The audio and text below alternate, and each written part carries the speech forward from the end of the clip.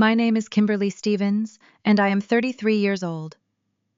The day I slid a 30-day eviction notice across a polished mahogany boardroom table to my parents, my father was wearing a $4,000 Italian suit. My husband, Caleb, was standing beside me, wearing grease-stained work boots. Just 3 weeks earlier, my parents had sneered across a steakhouse table that Caleb only married me for money I would never see. I did not raise my voice then. I just let them talk. But in that boardroom, when the senior estate banker slid his glasses down his nose and formally addressed Caleb and me as the primary account holders of the family's largest holding company, the color drained from my parents' faces. My father actually stopped breathing for a few seconds. Before I tell you exactly how a dirty mechanic ended up owning the roof over my arrogant parents' heads, please take a second to hit like and subscribe to Jessica Told Stories. Only do it if you know what it feels like to be the daughter who was always pushed aside. Tell me your age and where you are watching from in the comments. Now let me take you back 3 weeks to a private corner booth at the Detroit Prime Steakhouse. The air smelled of aged ribeye, expensive bourbon, and thinly veiled contempt. I sat next to Caleb, my shoulder pressed against his. Across the table sat my parents, Victor and Meredith, the reigning king and queen of a Michigan automotive dealership empire. I work as a logistics coordinator. I spend my days managing supply chain routes across the Great Lakes. Caleb works as a marine diesel mechanic. His hands are perpetually calloused, his knuckles bearing the faint scars of a man who builds and fixes things for a living. To my parents, those hands were an unforgivable offense. They view physical labor as a disease, something that must be quarantined away from their pristine high society life. My father swirled the amber liquid in his crystal glass, the ice clinking a sharp rhythm. He looked at Caleb, evaluating him the way one evaluates a rusted trade-in vehicle. He did not bother with pleasantries. He leaned forward, the fabric of his suit straining slightly against his broad shoulders. "Tell me, Caleb," my father said, his voice dropping into that smooth, condescending tone he usually saved for difficult negotiations. "How much longer do you plan on playing underneath boats? Kimberly is 33. Eventually a man has to provide. Or did you just assume the Stevens family checkbook was going to fund your little hobby forever?" I felt the heat rise in my cheeks. Caleb did not flinch. He just took a slow sip of his water, his expression unreadable. He possesses a quiet confidence that rattles loud men like my father. My mother, Meredith, adjusted the diamond tennis bracelet on her wrist. She offered a tight, brittle smile that did not reach her eyes. "Oh, Victor, do not be harsh," she said, her tone dripping with false sympathy. "I am sure Caleb is doing his best. It is just a shame he expects to ride Kimberly's coattails, though I suppose it is funny he married her for money she will never see. We are leaving the bulk of the estate to Courtney. She is the one who actually understands the value of our legacy. Courtney is my younger sister, the golden child, the one who never wore price tags she did not like. I was the sensible one, the quiet one, the one expected to demand nothing and absorb every ounce of their criticism. They thought they were holding all the cards. They thought they were issuing a devastating blow. They had no idea that I already knew Caleb's secret. I knew that the man sitting next to me, the man they were treating like dirt, did not just fix boats, he owned them. But I did not say a word. I let my mother's insult hang in the dim light of the restaurant. If you tell the enemy their gun is empty, they will just go find a bigger weapon. I chose to let them keep pulling the trigger. I sat still, tracing the rim of my wineglass, watching the smug satisfaction settle over my parents' faces. When the waiter arrived with a leather folder containing a 4-figure bill, my father reached for it, a calculated move to assert dominance. Caleb was faster. He pulled a scuffed black metal credit card from his wallet and placed it gently on the tray. My father scoffed, glancing at the worn edges of the card.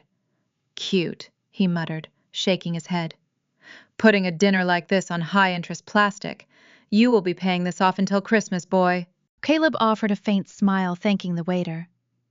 The card was not a standard line of credit. It was a corporate Centurion card exclusive to high-net-worth accounts. But my father, blinded by his own ego, only saw the scuff marks on the surface. He saw what he wanted to see: a mechanic struggling to keep up with his wealthy in-laws. Victor leaned back, placing both hands flat on the linen tablecloth. "We are done playing games, Kimberly." He looked directly at me, ignoring Caleb entirely. "You are going to file the divorce papers by Friday. If you stay with this mechanic, you are cut off. No inheritance, no family support. You will not step foot in the country club or our home ever again. You can go live in a trailer park for all I care." The ultimatum sat heavy in the air. They were forcing me to choose between the family name and the only man who had ever made me feel safe. They assumed I would fold. 33 years of conditioning had taught them that I would swallow my pride to keep the peace. I looked at my mother.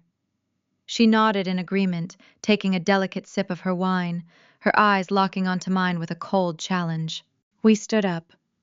Caleb pulled my chair back, his hand resting warm and steady against the small of my back. I looked down at the parents who had spent my entire life making me feel small. "Keep the inheritance, Dad," I said, keeping my voice low and even. "I prefer the mechanic." We walked out of the steakhouse into the crisp Michigan night air. The city glowed around us, a blend of industrial grit and cold, shimmering water.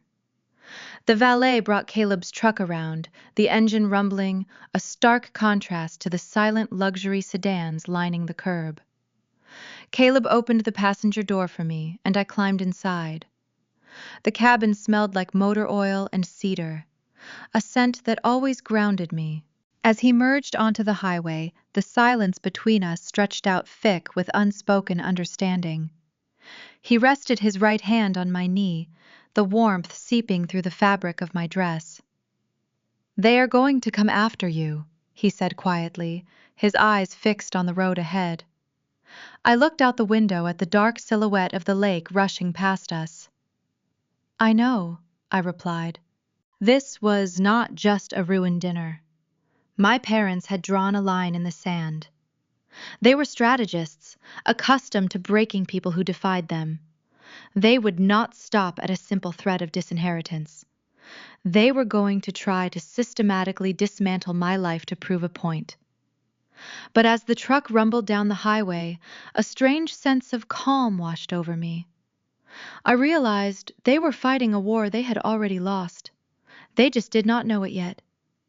The real battle was only beginning, and I was holding receipts they could not even begin to imagine. It was Saturday morning, 3 days after the steakhouse dinner.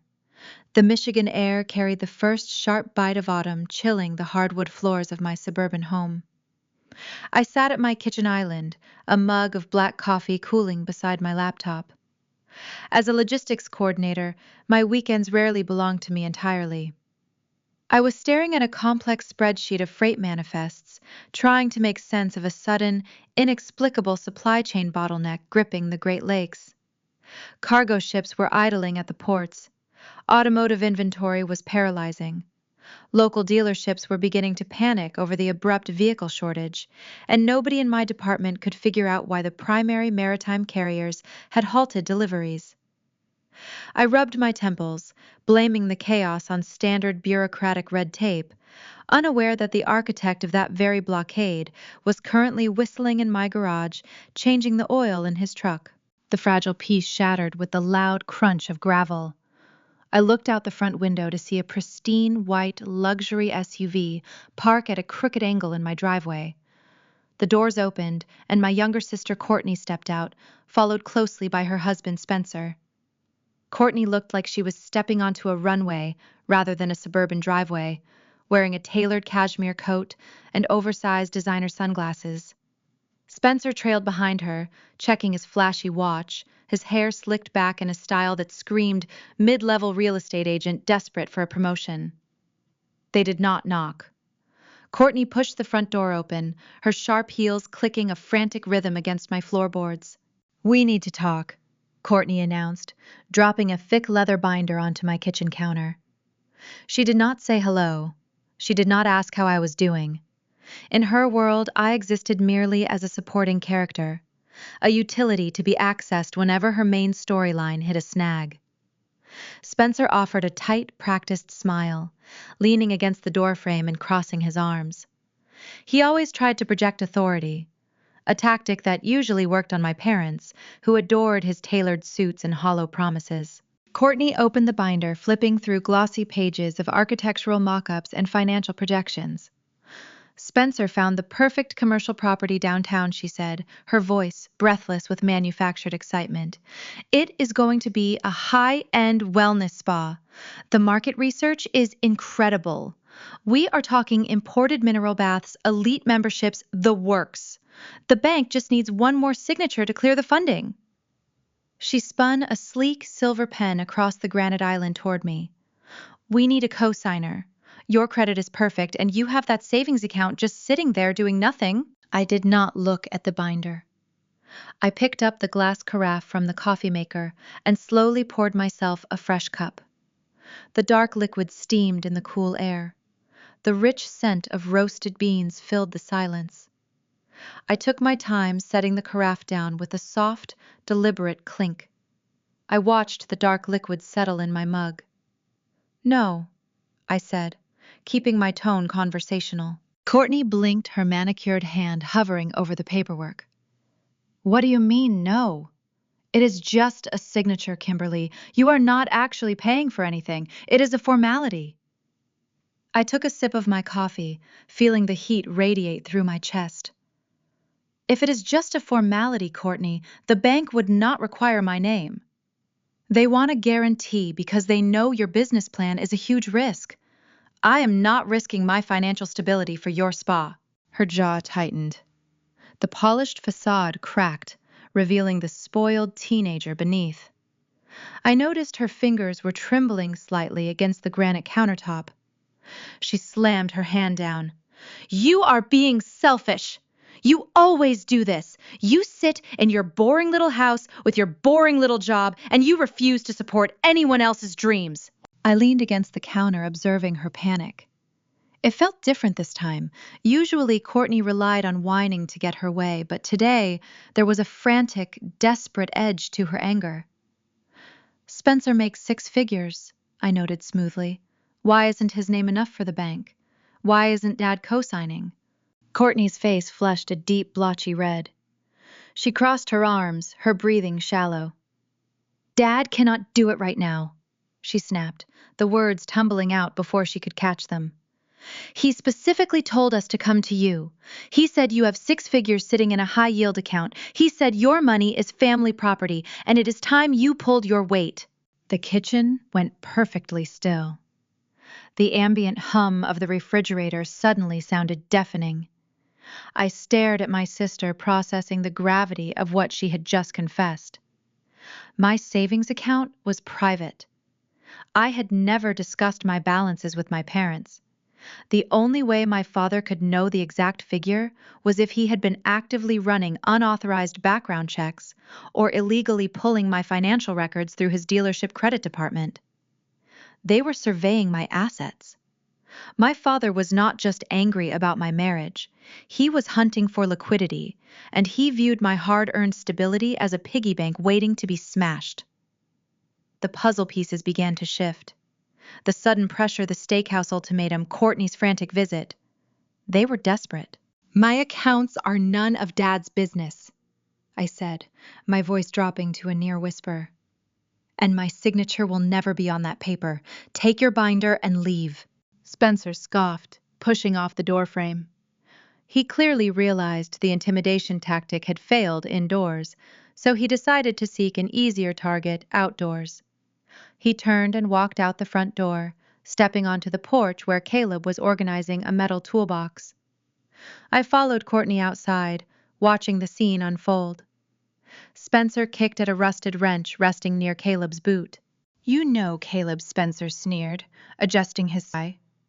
If you actually hustled instead of playing with junk metal all day, your wife would not have to hoard her paychecks. Maybe you should take a business seminar. I could recommend a few." Caleb did not stand up. He wiped a smudge of grease from his hands with a red shop towel. He looked at Spencer's expensive shoes, then up at his arrogant face. Caleb offered a slow, quiet smile. It was not a friendly smile. It was the calm, unnerving expression of a predator watching a house cat puff out its chest. "I appreciate the advice," Spencer Caleb replied, his voice a deep, resonant rumble. "But I find that building things meant to last pays off better than leasing things you cannot afford. Drive safe." Spencer's face tightened. He opened his mouth to deliver another insult, but the sheer, unbothered weight of Caleb's presence silenced him. He spun around, grabbing Courtney's arm, and practically dragged her toward their leased SUV. The tires spun on the gravel as they sped away, fleeing a battle they were entirely unequipped to fight. I stood on the porch, taking a deep breath of the crisp air. Caleb stood up, wrapping a warm, strong arm around my shoulders. He kissed the top of my head, a silent reassurance. "They are scared," he murmured. "People only make loud demands when they are running out of quiet options." Before I could respond, my phone buzzed in my pocket. Then it buzzed again, and again. A rapid, ceaseless vibration that felt like a warning siren. I pulled the device out, the screen illuminating with a barrage of notifications. The retaliation was instantaneous. My aunt sent a lengthy paragraph accusing me of abandoning my sister in her time of need. A cousin texted to say my parents were heartbroken by my cruelty. Another message from an uncle suggested Caleb was brainwashing me into turning against my own blood. My parents had unleashed their network. They were twisting the narrative, painting me as a bitter, greedy villain, hoarding wealth while the family suffered. They were launching a calculated smear campaign designed to isolate me, to cut me off from any remaining emotional support, hoping the shame would force me into compliance. I stared at the glowing screen, watching the messages multiply. They wanted me to feel alone. They wanted me to break. Instead, I felt my spine straighten. The guilt that used to govern my decisions evaporated, replaced by a cold, sharpened clarity. If they wanted a war of reputation, they were going to get one. The incoming text messages were merely the opening salvo in a much larger, coordinated offensive. My parents had realized that direct intimidation would not yield the six-figure signature they desperately needed. They pivoted from private coercion to public annihilation, aiming straight for the foundation of my life, my career. In the insular world of Detroit automotive logistics, reputation is currency. Contracts worth millions hinge on trust, reliability, and stability. My mother, Meredith, understood this ecosystem intimately. She had spent decades navigating the charity galas and exclusive country clubs, polishing the Stevens family crest, while carefully managing the whispers that decided who was in and who was out. Now she was turning those whispers against me. The rumors started subtly planted during afternoon tennis matches at the Bloomfield Hills Country Club. According to Meredith, I was struggling. The narrative she constructed was that I was a bitter, controlling wife, trapping Caleb in a cycle of financial abuse because I resented his blue-collar status. She painted me as erratic, claiming my refusal to help my sister was a symptom of a deeper, troubling psychological breakdown. It was a brilliant, vicious strategy. By branding me unstable, she simultaneously deflected any scrutiny from their own financial desperation and cast doubt on my professional competence. The real damage arrived on a Tuesday morning. I was sitting in my glass-walled office overlooking the rail yards, finalizing a complex routing schedule for a major Tier 1 supplier, when an email from Sarah, a senior buyer I had worked with for 5 years, hit my inbox. The subject line read simply, "Call me." When I dialed her number, her voice was strained, laced with uncomfortable hesitation. "Kimberly." Sarah started pausing to find the right words. I just received a very strange phone call. It was your mother. She reached out to our procurement director. My stomach dropped, a cold, heavy sensation settling in my core. What did she say, Sarah? She claimed she was calling out of concern, Sarah explained, her tone shifting to professional detachment mixed with genuine worry. She suggested we might want to temporarily suspend your vendor contract. She implied you were going through a severe mental health crisis and were no longer capable of managing high-volume accounts. She even hinted that you were mismanaging client funds. The breath left my lungs. My mother was not just gossiping over mimosas. She was actively trying to sabotage my livelihood. She was attempting to sever my income stream, assuming that if she destroyed my financial independence, I would be forced to crawl back to the family estate and sign whatever documents my father put in front of me. She was willing to burn my career to the ground to secure a loan for a luxury spa. Sarah forwarded me the follow-up email Meredith had sent to the director. A masterclass in passive-aggressive destruction. It was filled with phrases like temporary leave of absence and safeguarding assets during this difficult time. I read the words, the pixels burning into my vision. The stakes had elevated beyond family drama. This was tortious interference. This was a direct, actionable attack on my survival. I printed the email, the first physical piece of evidence in what was rapidly becoming a dossier.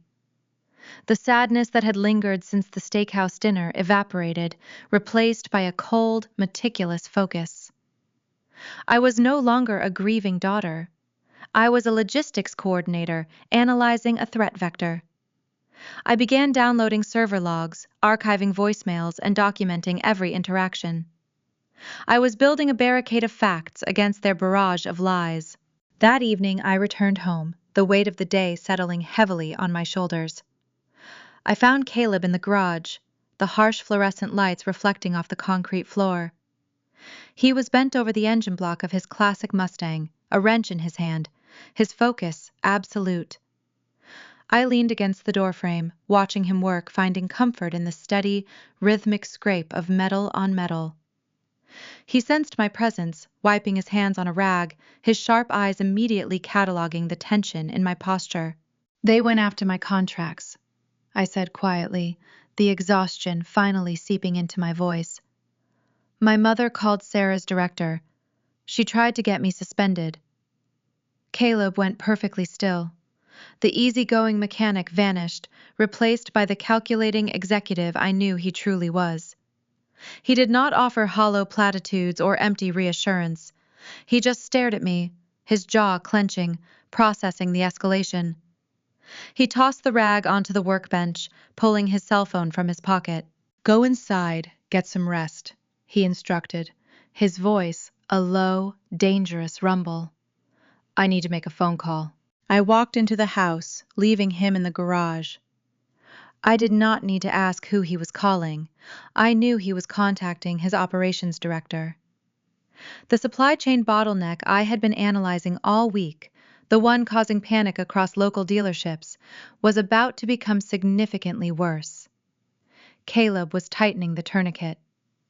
Every cargo ship carrying Victor's inventory would remain anchored in the deep waters of the Great Lakes, locked down by administrative delays, until my father felt the true, suffocating cost of his arrogance. The following morning, the conflict escalated yet again, plunging past social sabotage directly into federal crime. While reviewing my personal finances over a cup of coffee, an alert from my credit monitoring service flashed across my phone screen. A hard inquiry had been placed on my account. I opened the notification, my heart hammering a frantic rhythm against my ribs. The inquiry did not originate from a credit card company or a mortgage lender. It originated from Stevens Automotive Group, my father's primary flagship dealership. I stared at the screen, the reality of the situation clicking into place with terrifying clarity. My father had not just sent Courtney to ask for my signature. When I refused, he bypassed my consent entirely. He was actively running my credit profile through his commercial finance department, attempting to leverage my pristine financial history to secure a fraudulent bridge loan. He was using my social security number, exploiting the access he had as my parent to forge a financial lifeline for his sinking empire. This was no longer a matter of hurt feelings or canceled vendor contracts. My father was committing identity theft and wire fraud. He was willing to attach my name to massive unpayable debt, effectively destroying my future to salvage his own. The level of desperation required to commit such a blatant, easily traceable felony indicated that his financial situation was catastrophic. I picked up the printed email from my mother and placed it next to the credit inquiry alert. The dossier was growing. They were handing me the exact weapons I needed to dismantle them. The war had moved out of the country club and into the realm of federal law, and I realized I needed to understand exactly why my father was so desperate. I needed to know what he was hiding in the shadows of the family estate, a secret so damning it drove him to risk prison. The next step was clear. I had to dig into the past, into the one place my father thought was securely locked away forever. The credit inquiry alert flashing on my phone felt less like a notification and more like a physical blow. A hard pull from Stevens Automotive Group meant my father had crossed a line he could never uncross. He was not just angry. He was desperate enough to commit identity theft against his own daughter. This level of panic indicated a structural failure within the dealership empire, something far more severe than a temporary cash flow problem.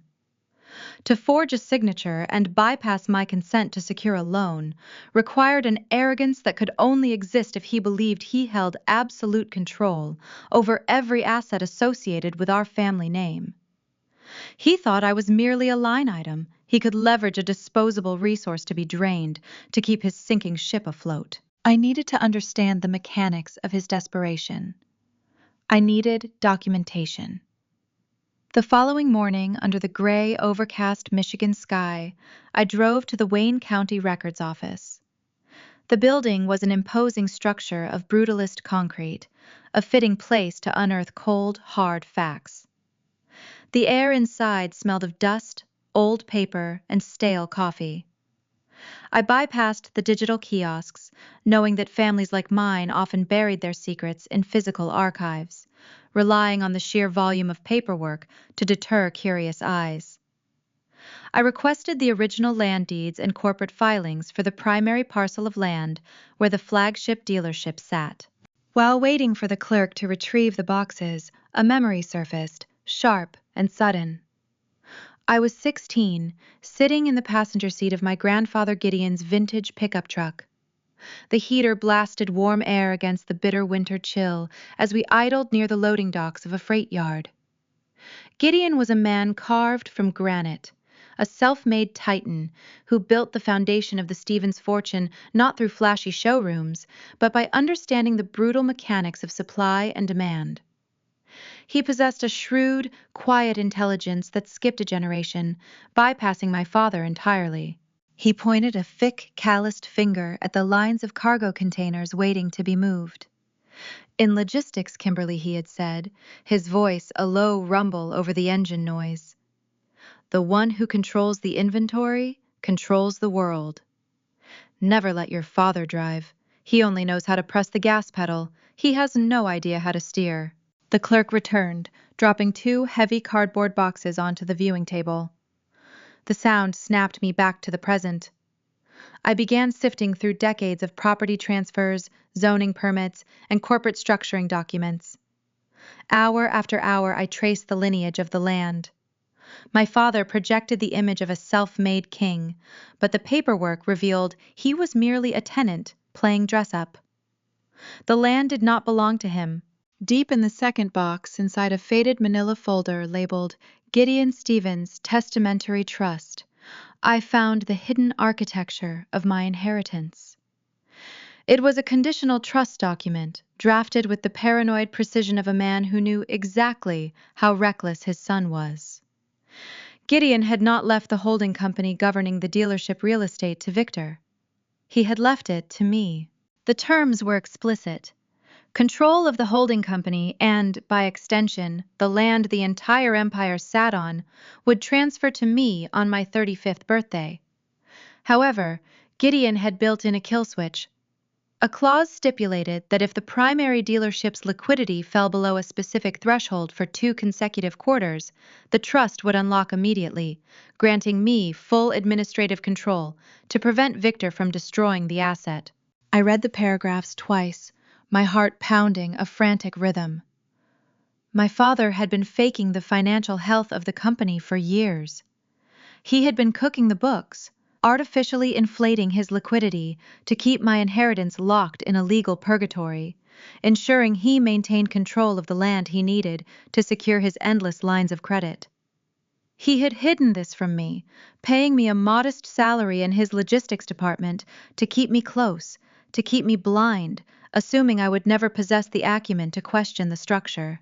As I turned the final page of the trust document, a small, square, yellow sticky note fluttered onto the table. It had been stuck to the back of the signature page, hidden for over a decade. The handwriting was elegant, slanted, and unmistakably my mother's.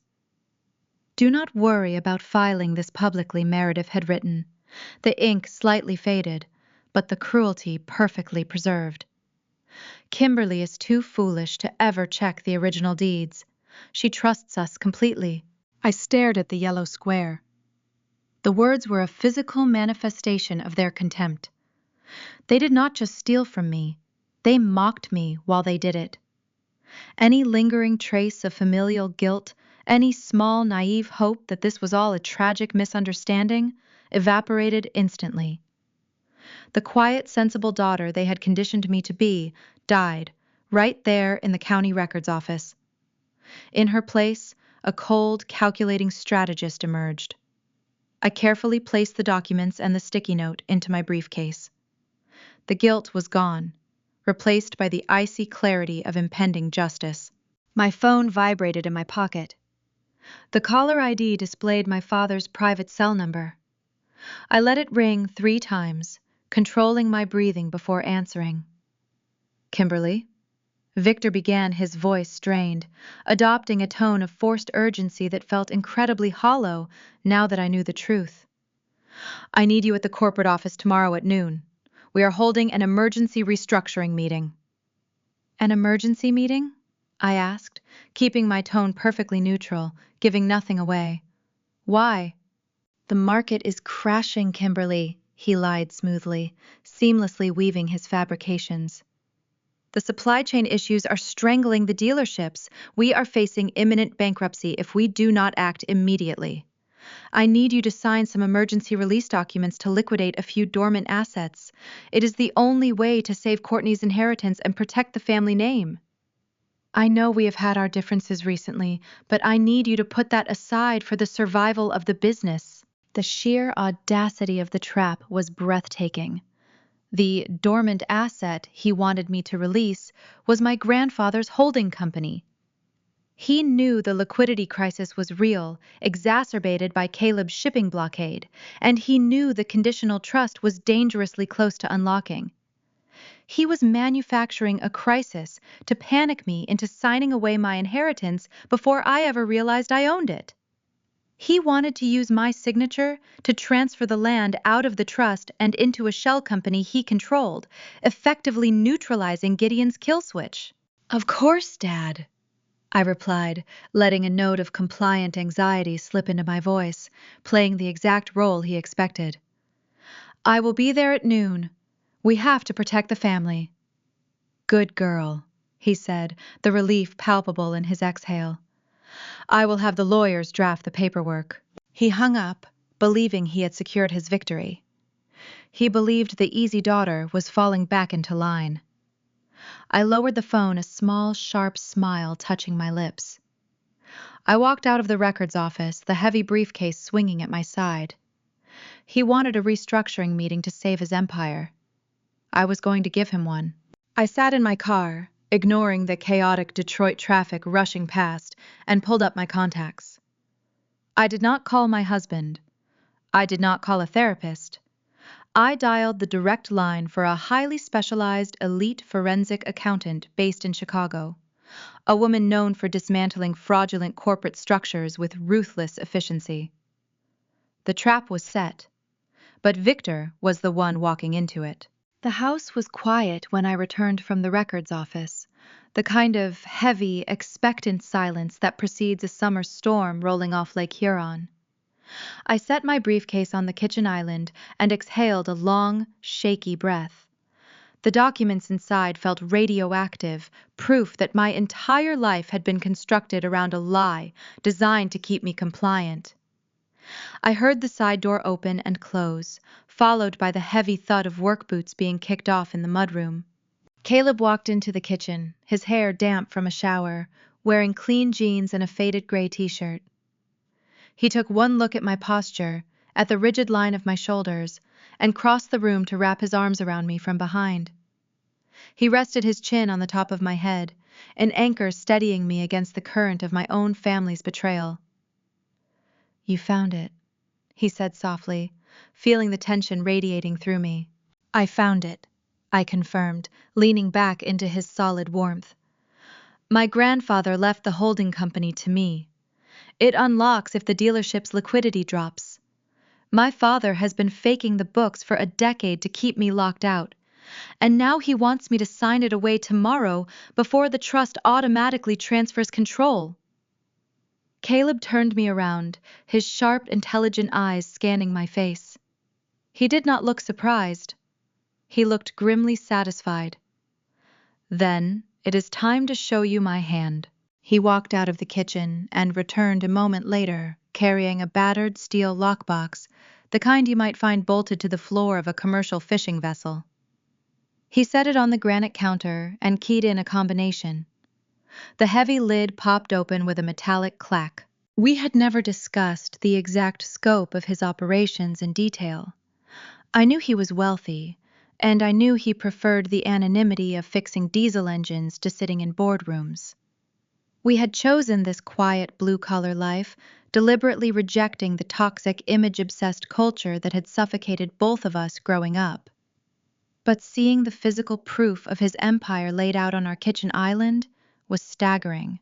Caleb began pulling out thick stacks of maritime registry documents, corporate filings, and commercial logistics contracts. Each one bore the seal of the Great Lakes Maritime Conglomerate. He wasn't just a mechanic who owned a few boats. He was the sole inheritor and CEO of the primary shipping network spanning the entire northern waterway. "My father built this company the hard way," Caleb explained, his voice low, tracing the edge of a corporate charter. "When he died, everyone assumed the business would fold because I was always the kid with grease under my fingernails instead of a business degree. They thought I was just a boat repairman. I let them think it. It is easier to maneuver when nobody expects you to." He slid a specific, heavily redacted contract across the island toward me. The logo at the top belonged to Stevens Automotive Group. "This is the exclusive logistics contract for every single vehicle your father imports from overseas," Caleb said, tapping the paper with a grease-stained finger. "He signed this 7 years ago, thinking he was negotiating with a faceless corporate entity based out of Chicago.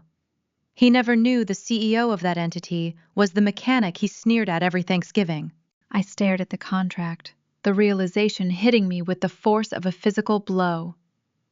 The supply chain bottleneck that had been driving my logistics department insane all week. The sudden, inexplicable shortage of automotive inventory paralyzing local dealerships.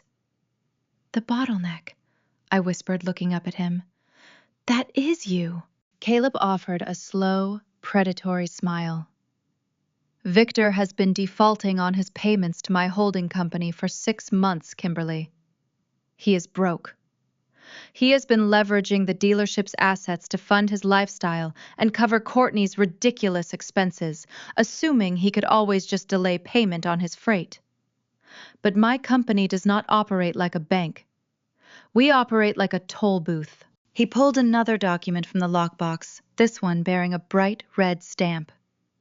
2 weeks ago, I ordered my captains to drop anchor in international waters. Every cargo ship carrying Victor's inventory is sitting idle. I seized the freight for non-payment. I am the reason his liquidity has finally, undeniably crashed. The sheer brilliance of the trap left me breathless. My father had spent years mocking the man who literally held the keys to his survival. Victor had engineered a fake financial crisis to steal my inheritance, completely unaware that his son-in-law was simultaneously engineering a very real financial crisis that would destroy his empire. The power dynamic had been entirely inverted in the shadows. We were not victims scrambling to survive. We were the architects of their ruin. He thinks he is calling an emergency restructuring meeting tomorrow to save himself, I said, feeling a cold, dangerous thrill replace the last remnants of my familial guilt. He has no idea he is walking into an execution. Exactly, Caleb agreed, gathering the documents back into the lockbox. But we need to let him feel confident. We need him to believe he still controls the board until the very last second. The next morning, the reality of that necessary deception was tested. I had driven into town early to drop off some paperwork at my office, stopping at a local diner for a quick breakfast. As I sat in a vinyl booth, nursing a cup of terrible diner coffee, the bell above the door chimed. I looked up to see Spencer Courtney's arrogant husband swaggering into the restaurant. He spotted me immediately and marched over, sliding into the booth across from me without invitation. He reeked of cheap cologne and unearned confidence. He leaned forward, resting his elbows on the Formica table, trying to project intimidation. "Your father called me this morning," Spencer started, his voice dripping with condescension. "He mentioned you are attending the restructuring meeting at noon. I just wanted to make sure you understand the stakes here, Kimberly." I took a slow sip of my coffee, maintaining eye contact, letting the silence stretch until he shifted uncomfortably. "I understand the stakes perfectly, Spencer." "Good," he sneered, adjusting the cuffs of his overly tailored suit. "Because if you decide to be stubborn, if you refuse to sign those papers and release the assets, there will be consequences. My real estate firm has a lot of influence downtown. It would be a shame if Caleb's little boat repair business suddenly lost its lease on the marina. The zoning board can be very unpredictable." It was a blatant, clumsy threat. Spencer believed he held leverage because he believed the lie my parents had spun. He thought he was intimidating a struggling logistics worker and a dirty mechanic. He had absolutely no idea he was threatening the CEO of a multi-million-dollar maritime conglomerate.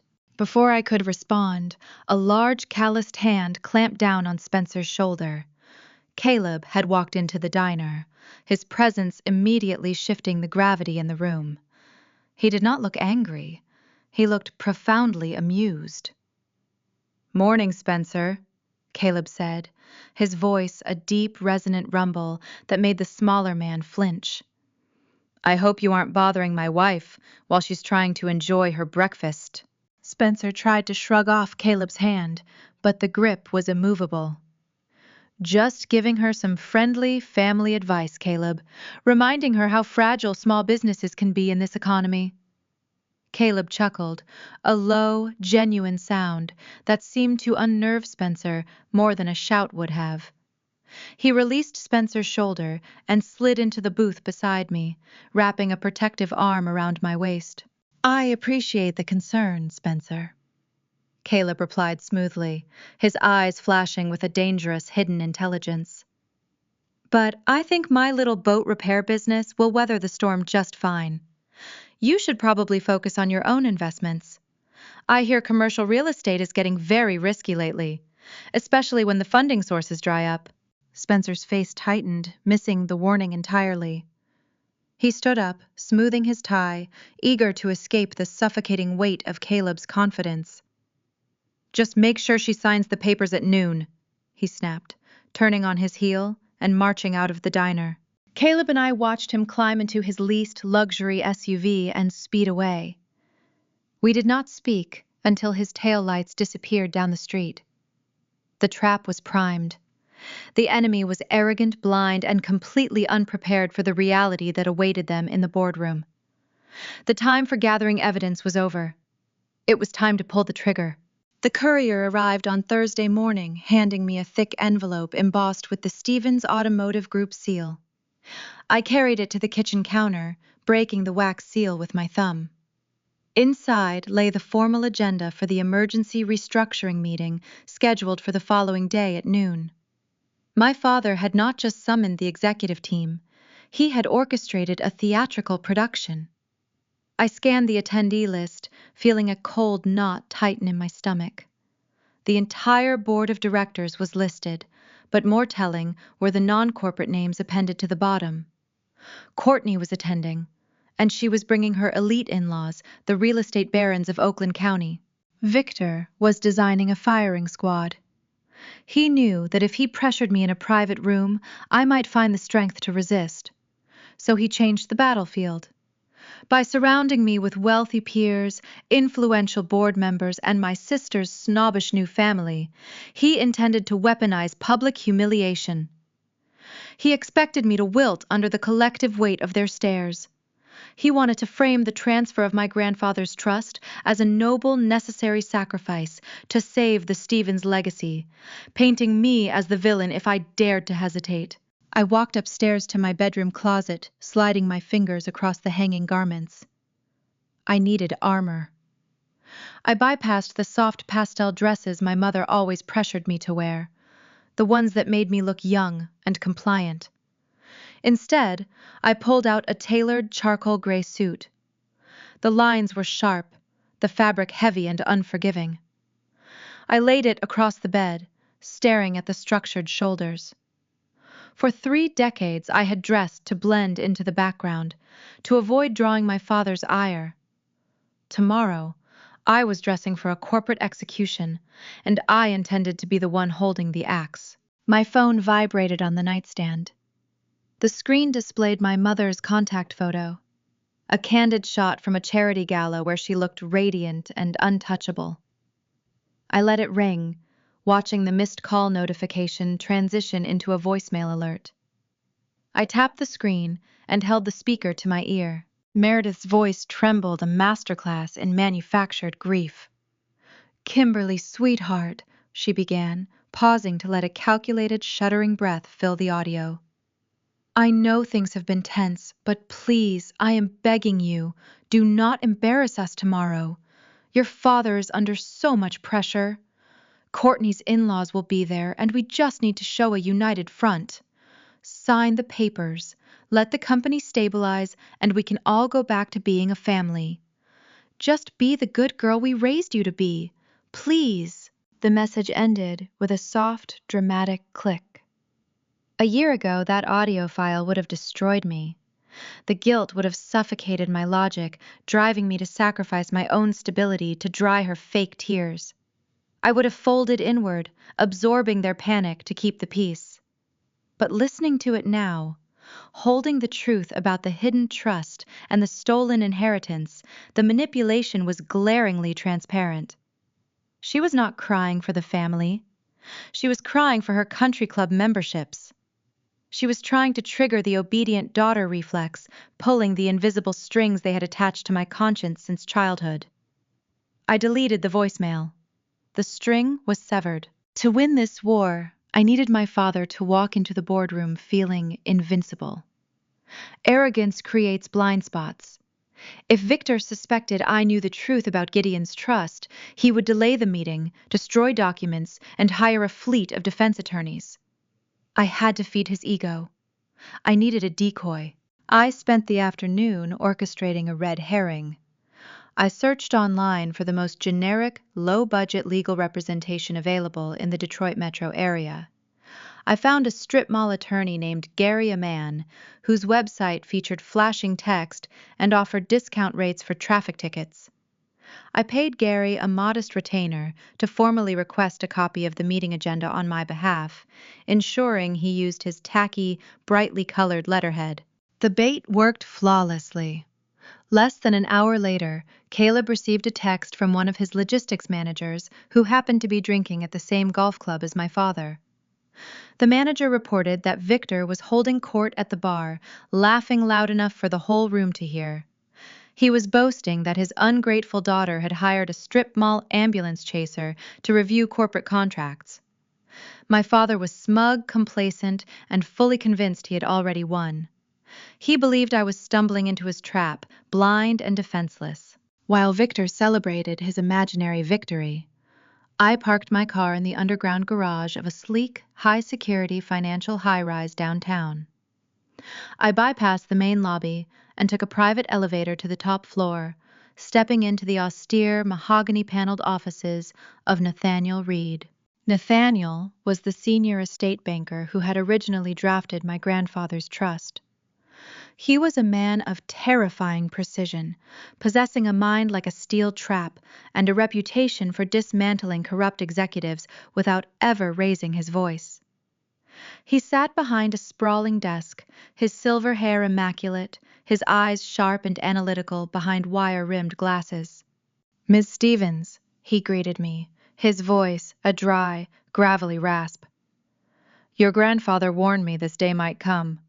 He said your father lacked the vision to steer the ship, but possessed enough greed to try and sink it." I sat down across from him, placing my copies of the county records on the desk. "He called an emergency restructuring meeting for noon tomorrow. He wants me to sign release documents to liquidate dormant assets. He claims the dealership is facing bankruptcy." Nathaniel pulled a thick leather-bound ledger from his desk drawer. "The bankruptcy threat is real, but the cause is not what he claims. My forensic accountants have spent the last 48 hours tearing through the corporate tax filings and shadow accounts tied to Stevens Automotive." He slid a series of highlighted bank statements toward me. "Your father did not just mismanage the inventory. He has been systematically siphoning capital for the last 3 years." I scanned the highlighted lines following the trail of moving money. The numbers were staggering. Millions of dollars had been routed through offshore holding companies, washed through shell corporations, and finally deposited into a domestic account. I traced the final routing number to the recipient name. My breath caught in my throat. The account belonged to Courtney's new luxury spa venture. "The spa," I whispered, the final, horrifying puzzle piece snapping into place. "It is not a real business. It is a laundering front," Nathaniel confirmed, tapping the paper with a gold pen. "Your sister's commercial loan request was a smokescreen. Victor funneled embezzled trust money into her LLC to hide the cash from his impending commercial bankruptcy. He parked the stolen assets under Courtney's name, assuming the creditors would never look there." The true depth of the trap yawned open beneath me. "If I sign those restructuring papers tomorrow," I said, trailing off as the realization hit. "If you sign," Nathaniel interrupted, his gaze locking onto mine, "you legally authorize the retroactive transfer of those funds. You shift the liability from his name to yours. When the federal auditors inevitably seize the dealership accounts, Victor walks away clean, and you go to federal prison for wire fraud." My father was not just trying to steal my inheritance. He was framing me for his crimes. He intended to serve me up to the federal government on a silver platter, sacrificing his eldest daughter to protect his own freedom and his golden child's stolen wealth. The sheer, breathtaking evil of the plan extinguished whatever lingering warmth I held for the man who raised me. The room felt incredibly cold. I gathered the highlighted bank statements, the routing logs, and the original trust deeds. I did not shed a tear. I did not shake. I opened my briefcase and pulled out a single unmarked blue folder. I placed every damning receipt inside, stacking the evidence with meticulous care. I was sealing my fragile emotions inside that cardboard sleeve, locking them away permanently. I snapped the briefcase shut. The cheap strip mall lawyer would not be attending the meeting tomorrow. Nathaniel Reed would be walking through those double doors right behind me. Victor thought he was dragging a naive logistics coordinator into a corporate slaughterhouse. He had no idea I was bringing the Grim Reaper. Friday noon arrived, wrapped in a suffocating Michigan humidity. The air hung thick and heavy, pressing against the windshield as Caleb navigated his truck through the heart of downtown Detroit.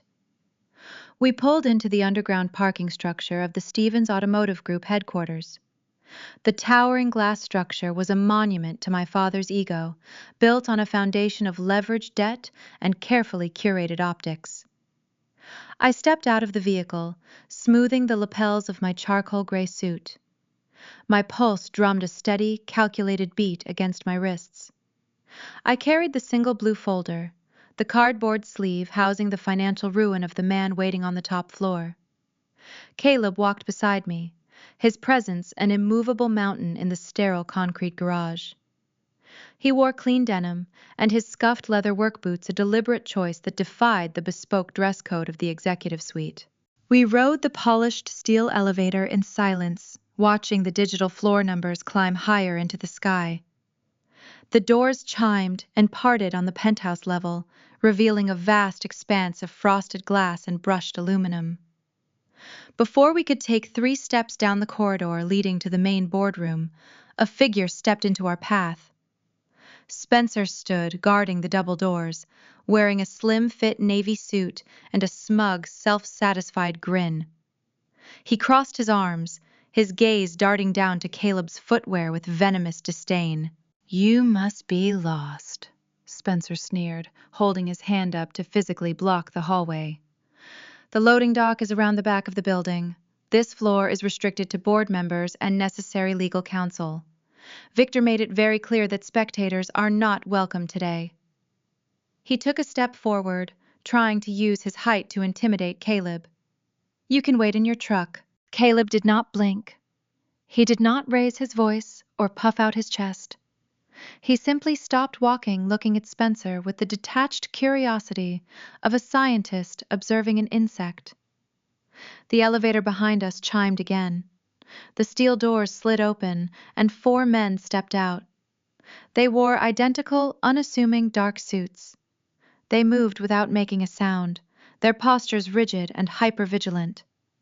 This was Caleb's elite corporate security detail, men who spent their days securing high-value maritime freight across international waters. Spencer faltered, his arrogant smirk melting away as the 4 men advanced. He tried to stand his ground, opening his mouth to demand they identify themselves. 2 of the security operatives stepped forward, invading Spencer's personal space with cold, terrifying precision. They did not utter a single word. They merely flanked him, placing their hands firmly on his shoulders, and physically moved him aside like a discarded piece of furniture. Spencer stumbled against the frosted glass wall, his face pale, his tailored suit jacket riding up awkwardly around his neck. Caleb offered him a brief, pitying glance before stepping past the human barricade, leaving my brother-in-law pinned and speechless in the corridor. We pushed open the heavy mahogany doors and stepped into the lion's den. The executive boardroom was cavernous, featuring panoramic windows that overlooked the Detroit River. The long, polished conference table dominated the space. My father, Victor, sat at the head, leaning back in a high-backed leather chair, attempting to project the aura of a benevolent king. The entire board of directors lined the sides of the table, their expressions severe and expectant. Courtney sat near the front, wearing a pristine white designer dress purchased with embezzled funds. Diamonds glittered at her throat, a grotesque display of stolen inheritance. She flipped her blonde hair over her shoulder, shooting me a look of practiced pity. My mother Meredith dabbed at the corners of her eyes with a tissue, performing her role as the weary, distressed matriarch. The room smelled of expensive cologne lemon polish and quiet desperation. As I approached the table, a pebble moment grounded me in reality. Caleb stepped forward, pulling out an empty leather chair for me. He guided me into the seat, his rough, calloused hands resting on my shoulders for a fleeting second. The tactile pressure was a silent anchor, reminding me that I was not the terrified, compliant daughter they expected. I was the architect of their unmasking. Victor cleared his throat, adjusting his silk tie. He checked his gold wristwatch, letting a condescending sigh escape his lips. "It appears your discount legal representation is running late, Kimberly," he began, his voice echoing off the glass walls. "I suppose we should not expect punctuality from a strip mall attorney, but the board has a tight schedule, so we will proceed without him. I am sure you can comprehend the basics of what we are doing here today." He steepled his fingers, launching into a rehearsed monologue designed to shame me into submission. He spoke of legacy, of duty, of the crushing burden of navigating a turbulent economy. He painted a grim picture of supply chain failures and unyielding creditors, weaving a masterful fiction to conceal his own theft. "We are facing unprecedented market headwinds," he declared, looking directly at the board members to ensure they digested his narrative. "To shield this company and secure your sister's future, we must restructure our dormant assets. We are asking you to execute a simple transfer, Kimberly. It is a sacrifice, yes, but it is a sacrifice for the family. We all have to carry the weight." He reached into an embossed leather portfolio and withdrew a thick stack of legal documents. He slid the paperwork down the length of the polished mahogany. The pages came to rest directly in front of me. The crisp white paper contained the toxic clauses that would transfer my grandfather's land into his shell corporation. On top of the stack lay a silver fountain pen. The trap was sprung. He was demanding my signature to retroactively authorize his wire fraud, transferring my inheritance into his control, and passing the federal liability squarely onto my shoulders. "Sign the release, Kimberly," my mother whispered from across the table, her voice trembling with artificial emotion. "Please, just do the right thing so we can all heal." I stared at the silver pen. The tension in the room thickened, transforming the silence into a physical pressure pushing against my eardrums. The board members leaned forward, waiting for the obedient daughter to surrender her birthright. Victor offered a thin, victorious smile, convinced he had outmaneuvered me. He thought the heavy atmosphere and the peering eyes of his peers would force my hand. I did not reach for the pen. Instead, I kept my hands folded neatly on top of my blue folder. I looked at my father, meeting his gaze with a cold, unyielding stare. The victorious smile on his lips began to waver, replaced by a flicker of genuine uncertainty. His brow furrowed as he tried to decipher my lack of panic. At that exact second, the heavy boardroom doors swung open with a resounding thud. The red herring was shattered. Nobody looked at the doorway, expecting a cheap traffic lawyer. The man who strode into the room commanded instant, terrified respect from every financial executive present. Nathaniel Reed, the senior estate banker of the city's most formidable wealth management firm, crossed the threshold. His silver hair gleamed under the recessed lighting. His posture was rigid, carrying the weight of untouchable authority.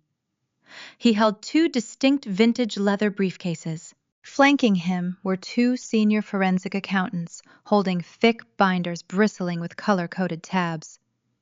The trio moved with the synchronized precision of an execution squad. They bypassed the empty chairs and came to a halt directly behind me, forming an impenetrable wall of financial reckoning. Nathaniel placed his briefcases onto the mahogany table with a heavy final thud that made the crystal water glasses rattle. Victor's smug smile vanished, wiped away by a sudden, visceral panic. The oxygen seemed to flee his lungs. The board of directors shifted uncomfortably in their expensive suits, recognizing Nathaniel Reed and understanding that his presence signaled catastrophic irregularities. The carefully constructed illusion of the emergency restructuring meeting evaporated into the humid air. The 12th and final layer of conflict engaged, locking into place, with the terrifying sound of a vault door sealing shut. The ultimate public showdown had strictly begun, and the tyrant sitting at the head of the table had nowhere left to run. The silver fountain pen rested on the polished mahogany, gleaming under the recessed lighting. I looked at it, then at my father, whose face bore the strained, eager expression of a man holding a match near a powder keg, praying it would not blow. I did not touch the pen. I kept my hands resting lightly on the blue folder. The silence stretched, shifting from expectant to uncomfortable. The board of directors exchanged tight, sideways glances. They were accustomed to swift executions, not hesitant victims. I opened the folder, the cardboard stiff and new. I bypassed the highlighted bank statements for now. I reached for the original, unmodified conditional trust deed, the document bearing my grandfather Gideon's heavy, sprawling signature. I slid it across the table. The thick paper glided smoothly, coming to rest precisely in the center of the expansive board, equidistant from every terrified executive. The reaction was not immediate. The board members leaned in their corporate conditioning, overriding their confusion. They recognized a legal document when they saw one. The lead counsel for Stevens Automotive Group, a man named Harrison, who had always treated me like an intern, adjusted his glasses and pulled the document closer. I watched his eyes scan the first paragraph. I watched the blood drain from his cheeks, leaving his face the color of wet ash. For over a decade, I began, my voice clear and carrying to every corner of the room. My father has operated this company under the assumption of absolute ownership. He has projected an image of a self-made patriarch, leading you to believe the foundational real estate, the very ground these dealerships sit on, belong to him. I paused, letting the words sink into the heavy air. I looked directly at Victor. His eager expression had fractured into genuine panic. He knew what the document was. He recognized the blue embossed seal of the Wayne County Records Office. That assumption was a lie, I stated, my tone unyielding. The real estate was placed in a conditional trust by my grandfather, Gideon Stevens. The trust stipulated that control would bypass Victor entirely and transfer to me. My mother Meredith inhaled sharply, a ragged, theatrical gasp designed to derail the momentum. "Kimberly, what on earth are you talking about?" she cried, her voice pitching high and frantic. "You are confused. You are letting your petty jealousy over your sister ruin a critical business meeting. Victor, tell her to stop this nonsense." I did not have to respond. Nathaniel Reed, the senior estate banker, standing like a sentinel behind my chair, raised a single manicured hand. The gesture was slight, but it carried the weight of a judge dropping a gavel. Meredith snapped her mouth shut, silenced by the sheer terrifying authority radiating from the man. She knew who he was, and she knew he did not attend meetings to humor confused daughters. As I was saying, I continued, keeping my focus locked on the board of directors. The trust included a kill switch, a clause designed to protect the assets from gross mismanagement. If the primary dealership's liquidity fell below a specific threshold for 2 consecutive quarters, the trust would unlock immediately, granting me full administrative control. I leaned forward, closing the distance between myself and the executives. For 10 years, Victor has maintained a secondary set of books, artificially inflating the company's liquidity to prevent that clause from triggering. He has been faking the financial health of Stevens Automotive to keep my inheritance locked and to maintain his illusion of control. Harrison, the lead counsel, dropped the deed as if it had caught fire. He looked at my father, his expression caught between fury and sheer terror. "Victor," he choked out, his voice barely a whisper. "Is this the original trust? Did you conceal this from legal?" Victor opened his mouth, but no sound emerged. The polished, arrogant king was gone, replaced by a cornered animal staring at the headlights of an oncoming train. He looked wildly around the room, searching for an ally, a loophole, any crack in the walls closing in on him. He found none. The board members were physically pushing their heavy leather chairs back from the table, desperately trying to put distance between themselves and the man radiating federal liability. But the faked liquidity was not enough to save him, I said, driving the final nail into the coffin, because the true liquidity crisis, the one he is desperately trying to solve today by liquidating my assets, finally triggered the clause. The threshold was breached. The conditions have been met. Nathaniel Reed stepped forward, moving with the measured, deliberate pace of a predator executing a kill. He opened one of his vintage leather briefcases, withdrawing a stack of crisply printed financial certifications. As the senior executor of the Gideon Stevens Testamentary Trust, Nathaniel announced, his gravelly voice echoing off the glass walls, I can confirm that the liquidity parameters have officially collapsed. As of this morning, control of the holding company, the dealership properties, and all associated foundational assets have transferred entirely to Kimberly Stevens. She is the sole legal owner. She is the primary account holder. Your CEO is currently operating a business on her land. The atmosphere in the boardroom shifted violently. It was no longer a meeting. It was a crime scene. The executives realized they had been complicit in a decade-long fraud, authorizing loans and approving budgets based on fabricated collateral. They were staring at ruin, and the man responsible was sitting at the head of their table. Spencer, my brother-in-law, had been leaning smugly against the back wall. His posture collapsed entirely. The arrogant smirk vanished, replaced by a sheen of cold sweat. He realized the implications immediately. He was a real estate agent. He understood property law. He knew that if the land did not belong to Victor, the massive commercial loan he had tried to force me to co-sign was based on worthless guarantees. He was tethered to a sinking ship. A subtle movement caught my eye. Courtney, the golden child, sat frozen near the front. She slowly, discreetly slid her oversized designer handbag off her lap, attempting to hide it under the mahogany table. She suddenly seemed hyper-aware of the stolen wealth draped across her body. The diamonds at her throat no longer looked like status symbols. They looked like evidence. Victor stared at the original deed resting in the center of the table. His chest heaved, his breathing shallow and rapid. He realized his carefully orchestrated public humiliation had completely backfired. He had invited the city's elite to witness my surrender, and instead, I had invited them to witness his execution.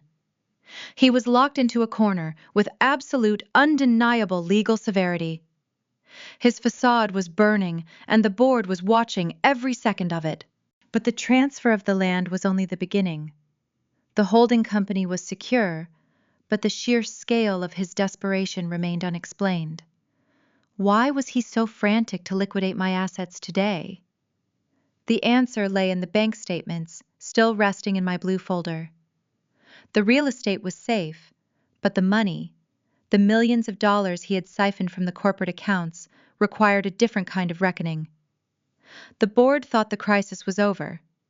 They had no idea the true depth of the federal crimes they were about to uncover. The shockwaves from the trust transfer were still ricocheting through the boardroom when I reached back into the blue folder.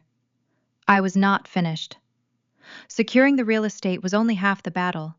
The holding company was safe, but the financial hemorrhaging required a different kind of tourniquet.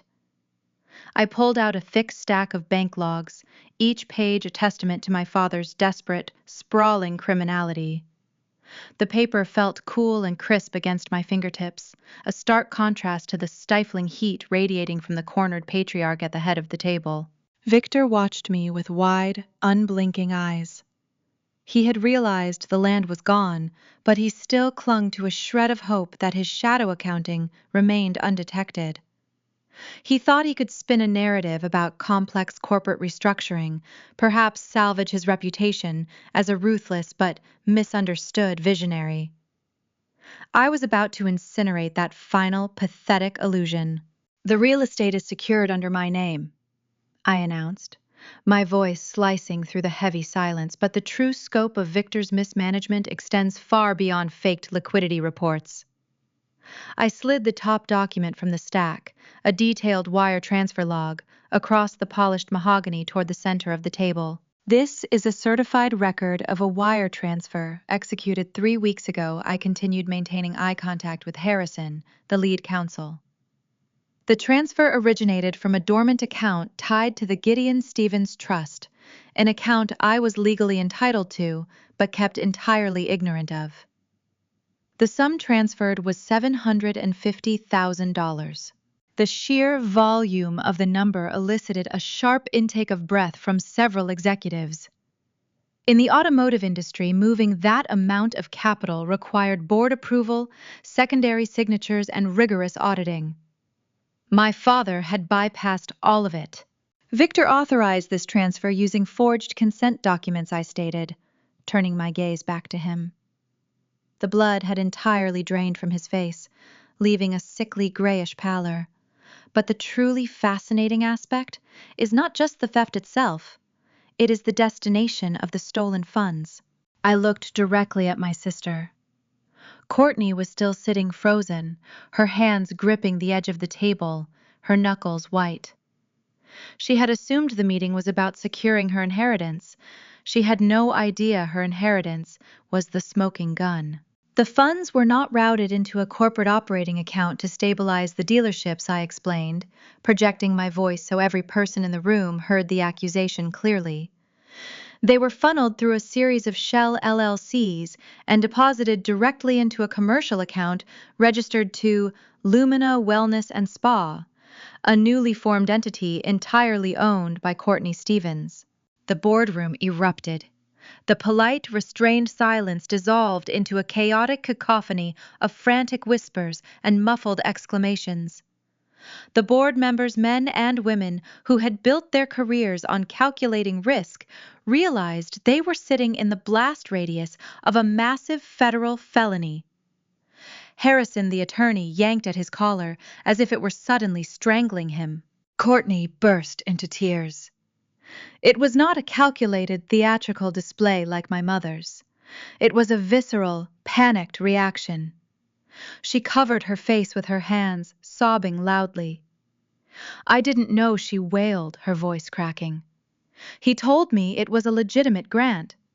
Dad said the money was from an investment fund he set up for me years ago. I thought he was just helping me launch the business. Victor slammed his fist onto the table, the sudden noise cutting through the escalating panic. "That is enough!" he bellowed, his voice ragged and desperate, trying to reassert the dominance that had vanished minutes earlier. "I was borrowing the funds. It was a temporary measure. The supply chain issues are suffocating us. I needed to park that capital safely until the logistics bottlenecks cleared, and then I was going to replace every single dollar. I was protecting the family assets from aggressive creditors." His defense was pathetic, a transparent lie crumbling under the weight of documented evidence. He was trying to frame embezzlement as a savvy business maneuver, hoping the board would accept the rationalization. I did not let him finish. "Your definition of a temporary measure is a federal crime, Victor," I countered, my voice dropping to a surgical, icy calm. "You cannot borrow money from a blind trust you do not own. You cannot hide corporate assets in your daughter's vanity project to shield them from bankruptcy proceedings. And you certainly cannot claim the dealership losses are temporary when the entire enterprise is structurally insolvent." I looked toward the senior estate banker. Nathaniel Reed did not say a word. He simply reached into his leather briefcase and retrieved a single sheet of heavy textured paper. He slid it across the table toward my father with agonizing slowness. It was a formal notice of default and impending foreclosure on the primary commercial lines of credit funding the dealership inventory. The document bore the unmistakable seal of a major maritime logistics creditor. "The business is heavily leveraged." I continued translating the document for the board. "The dealerships are defaulting on massive high-interest shipping loans. The supply chain bottleneck is not an administrative error or a weather delay. It is a targeted seizure of assets for non-payment. The inventory is locked down because Victor stopped paying his freight bills 6 months ago." Meredith lunged forward, her pristine composure shattered. She gripped the edge of the mahogany table, her eyes wide with terror. "Kimberly, stop this!" she pleaded, her voice a frantic, desperate whisper. "Please, think about what you are doing. You are destroying everything. Think of the family name. If this goes public, we will be ruined. Show some mercy.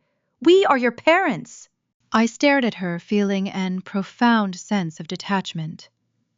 The woman begging for mercy was the same woman who had spent the last 3 days trying to destroy my career. "The family name?" I asked, the words sharp and unforgiving. "You mean the name you tried to drag through the mud at the country club? The name you used to call my colleagues, claiming I was mentally unstable and demanding they cancel my vendor contracts. You did not care about mercy when you were trying to starve me into submission. You only care about the name, because you realize it is built on lies, and I am the one holding the match." The board members did not need to hear another word. The physical reaction was unanimous. Every single executive pushed their heavy leather chair back from the table. The screech of the chair legs against the hardwood floor was deafening. They were creating physical distance between themselves and the toxic epicenter of the room. They realized they were not just attending a hostile takeover. They were sitting alongside a man facing severe, inescapable federal financial fraud indictments before the day ended. The atmosphere in the penthouse suite was toxic thick, with the scent of ruined reputations and impending arrests. Victor was isolated, stripped of his land, his stolen capital, and his corporate shield. He slumped back in his chair, staring blankly at the foreclosure notice. He was a king without a kingdom, a tyrant dethroned by the daughter he had consistently underestimated. But the final, most devastating blow had yet to land. The holding company was secured, the wire fraud was exposed, but the architect of the supply chain collapse had remained silent.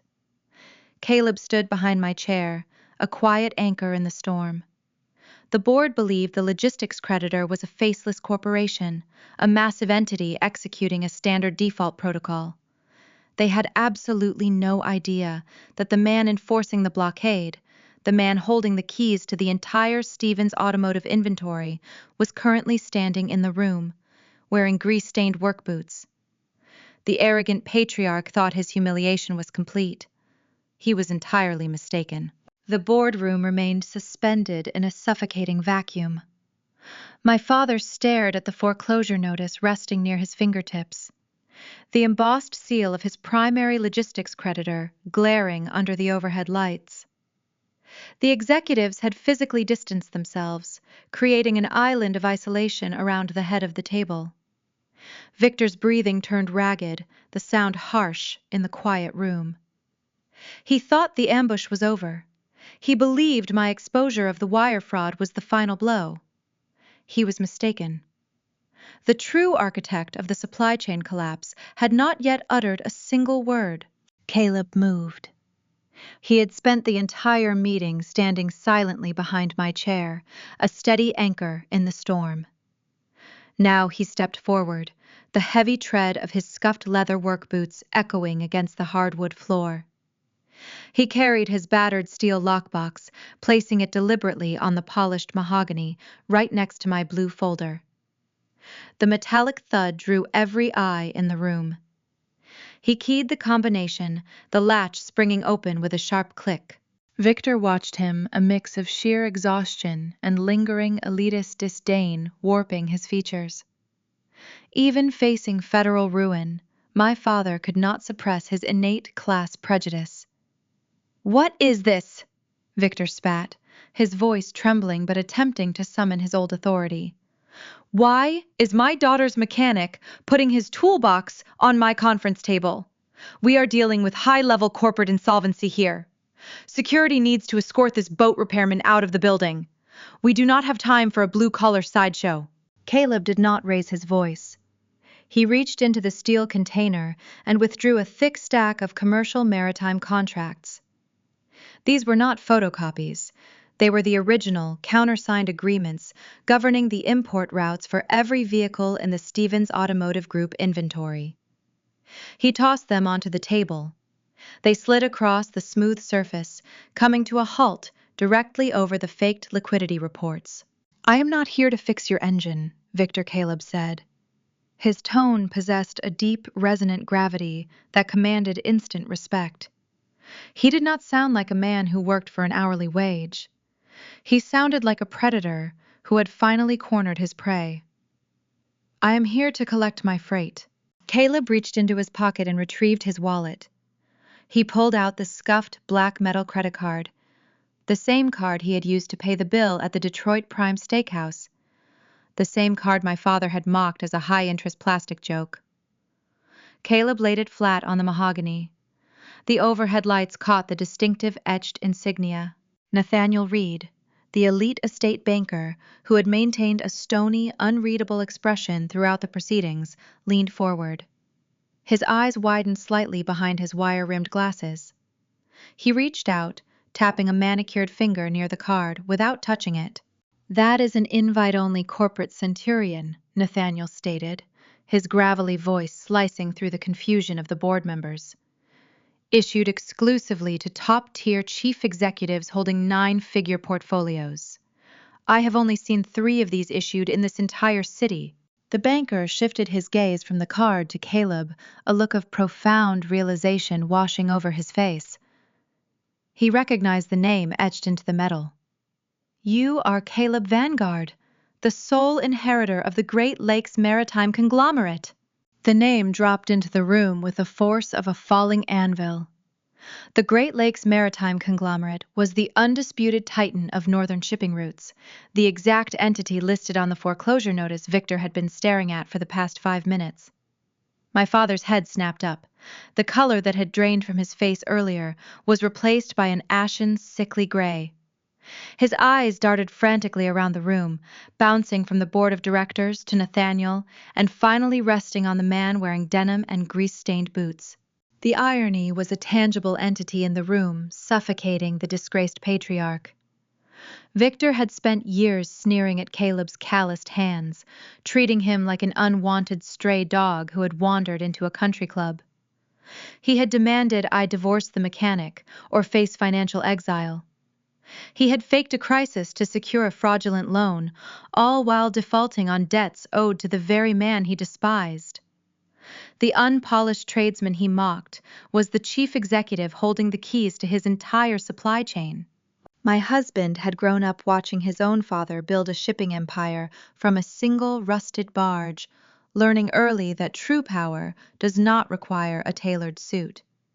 Caleb preferred the solitude of an engine room to the posturing of a charity gala, choosing to evaluate people by their actions rather than their zip codes. Victor had failed that evaluation spectacularly. Caleb rested his hands on the edge of the table, leaning in slightly to address the board of directors directly. "Your chief executive officer," Caleb began gesturing toward Victor with a slow, deliberate nod, "signed an exclusive 7-year logistics agreement with my firm. We manage the import of every luxury vehicle shipped to your showrooms. 6 months ago, the payments stopped. Your CEO claimed temporary cash flow disruptions due to global market fluctuations." Caleb let the silence stretch for a heartbeat.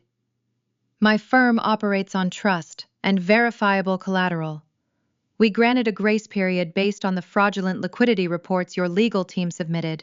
However, the revelation brought forward today regarding the illicit transfer of trust funds and the artificial inflation of your assets constitutes a catastrophic breach of our covenants."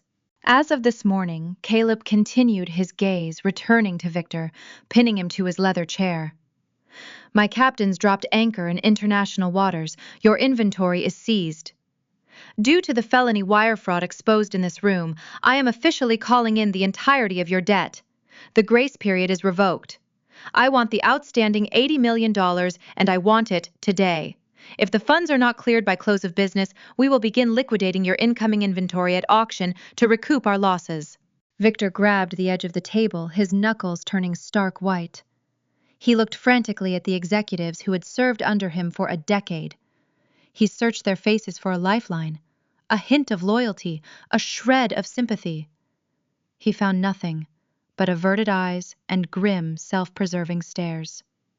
The men and women who used to toast his genius at charity galas were busy calculating their own exit strategies. He was a sinking ship, and the rats were already in the water. The man who had worn $4,000 suits to hide his insolvency was broke. The husband he accused of marrying me for a modest hidden inheritance possessed more wealth than the Stevens family had generated in 3 generations. The mechanic was using his vast, unseen empire to dismantle the abusive patriarch with flawless surgical precision. The board of directors realized the company was not just facing a leadership crisis. It was facing immediate, total liquidation. The primary creditor was standing in the room, demanding an unpayable sum. As the executives scrambled to pull out their phones to dial their personal defense attorneys, the focus in the room shifted, inevitably, toward the only remaining pocket of stolen capital. The embezzled trust money that Victor had desperately funneled into a fake spa venture was sitting in an account controlled by my younger sister. Spencer, the arrogant real estate agent who had mocked Caleb's tools on my front porch, stared at his wife. He realized Courtney was holding the stolen funds that the federal government and the maritime conglomerate would be hunting for next. The golden child was sitting on a ticking time bomb, and the explosion was only seconds away. The air in the penthouse suite tasted stale, drained of oxygen by the sheer weight of Caleb's ultimatum. $80 million due by close of business. The number hung over the mahogany table, an executioner's blade, waiting to drop. My father sat paralyzed, his gaze fixed on the maritime contracts, unable to formulate a single coherent defense. The corporate shield he had hidden behind for decades had shattered, leaving him exposed to the ruthless machinery of federal law and unyielding creditors. As the reality of Victor's impending insolvency settled into the bones of every executive present, the collective focus of the room slowly, inevitably shifted. The holding company was now legally mine. The automotive inventory was locked down under Caleb's maritime blockade. The only remaining pocket of liquid capital within the entire Stevens empire was the stolen trust money. That capital was currently sitting in a commercial account registered to Lumina Wellness and Spa. Spencer realized this truth an instant before anyone else. He was a real estate broker, a man who survived on commissions, optics, and risk mitigation. He spent his days evaluating liabilities, and he was currently married to a walking federal indictment. The arrogant smirk he had worn since arriving at my suburban home had vanished, replaced by a sheen of cold perspiration gripping his forehead. He looked at the forensic accountants, then at Nathaniel Reed, and finally at his wife. Spencer stood up. The sudden movement sent his heavy leather chair rolling backward, the casters screeching against the polished hardwood floor. He held his hands up, palms facing outward, an instinctive gesture of surrender, aimed directly at the senior estate banker. "I had no knowledge of this, Spencer," declared his voice pitching higher than usual, echoing with naked, frantic self-preservation. His words cut through the suffocating tension, drawing the attention of the entire board. "I want it stated for the record right now. I was told those funds were a legitimate family grant. Victor assured me the start of capital for the spa was clean. I am a licensed broker in this state. I would never knowingly involve my firm or my personal accounts with embezzled corporate assets." He was severing the tether, desperately trying to swim away from the sinking ship. He did not care about the Stevens family legacy. He only cared about shielding his brokerage license from the incoming tidal wave of federal audits. Courtney stared at him, her eyes wide, her pristine designer dress suddenly looking like a tailored prison uniform. The golden child, accustomed to unwavering adoration and relentless protection, could not comprehend the betrayal unfolding in front of her. She had spent her entire life insulated from consequences, handed every advantage, shielded from every storm. Now the man she married was publicly offering her up as a sacrificial lamb to save his own skin.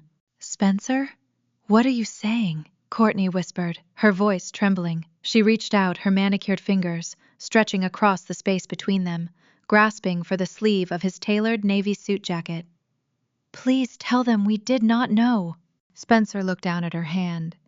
His expression turned remarkably cold, devoid of any marital warmth or lingering affection. He jerked his arm away, brushing her fingers off his jacket with a swift, discarding motion.